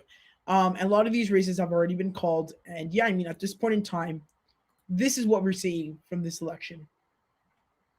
So yeah, I mean, we are going to be seeing a lot of very interesting races over the next couple of hours. And within the next poll closing time, we're gonna have a clear electoral college leader in Biden. Because again, you have a big chunk of those votes. Right now, Trump has a very good grasp on the popular vote. And let's see what the projections are right now. Like, what races have they officially called? They've officially called the races in, let's see. They've officially called the races, and this map looks very weird. Just simply because you wouldn't on a regular election night, this wouldn't be the map that you would see. You wouldn't see Mississippi be filled in later than South Carolina, for example. And it's because of COVID. It's truly because of that. So this daily should have been called a long time ago. I think realistically, there's no pathways. I've been saying this for a couple hours now. Up here, we're gonna see what ends up happening. But last time I checked, Biden was Biden leading. So that's interesting. Although they put CNN, Trump has a 10-point lead. Texas right now looking very promising for President Trump, 4.5%. Although Biden is narrowing down in the state of Texas. So yeah, so that is something that we're seeing right now, and yeah, so 500,000 votes, or is that 500,000? Let me see. Let me see. Let me check that, because although this was just blue just a couple of seconds ago, let's see. We might be getting a lot of those different results. So, for example, here in 40 to 50%, we have Philadelphia right here. Well, I don't know. This was different a couple of minutes ago, but yeah, we're seeing Donald Trump do very well. I think at this point in time, we have some votes missing in these blue counties, Delaware County, Montgomery, and things like that. And then a lot of these red counties have a lot more, or significantly a lot more votes. So again, that is definitely a factor. So at this point in time, this election is something that really no one is going to be able to tell what's going to happen. And the winner will not be declared tonight. I think we should just understand that as a fact. And truly, the winner will probably be declared tomorrow. So right now, I mean, Trump will most likely win North Carolina. Yeah, so Milo, I think you're right. Like Ohio, North Carolina, and Penn will probably go to Trump. There is still hope there for some Democrats. However, I think at this point in time, it's very, very likely that Trump ends up being the victor during tonight's election. And at this point, anything can truly happen. And at this point, Donald Trump has overperformed expectations. He has overperformed the polls. And at this point in time, we might be in for a Trump victory. So, guys, I'm going to end the live stream here since we're not getting as many new results. I'm going to be making some videos tomorrow talking about the results. So, if you really want to keep up to date with the election, please just make sure to just be up to date and subscribe so you guys can see the latest content from those videos. If tomorrow we still are receiving election results and we do not know what has happened yet, I will be making a video about it. And if overnight I found out who the winner is, I will be sending you guys a video. I will be posting a video on YouTube. But Arizona currently is blue right now, something that's very crucial. But this is it for this election night live stream. Hope you guys enjoyed it. I think a lot of you really did, and I had really a lot of fun for you down in the chat. So we talked, we interacted, and this is just a funner way to watch election nights come in, and we do it as a community with people to chat with, even though they might be, who knows, thousands of miles away. So yeah, guys, hope you enjoyed the video. If so, please give it a huge thumbs up, like, subscribe, and turn on post notifications to be up to date with more of our content. At this point, the election is anyone's guess. Who knows what will happen? This point looking very favorable for President Trump, although Biden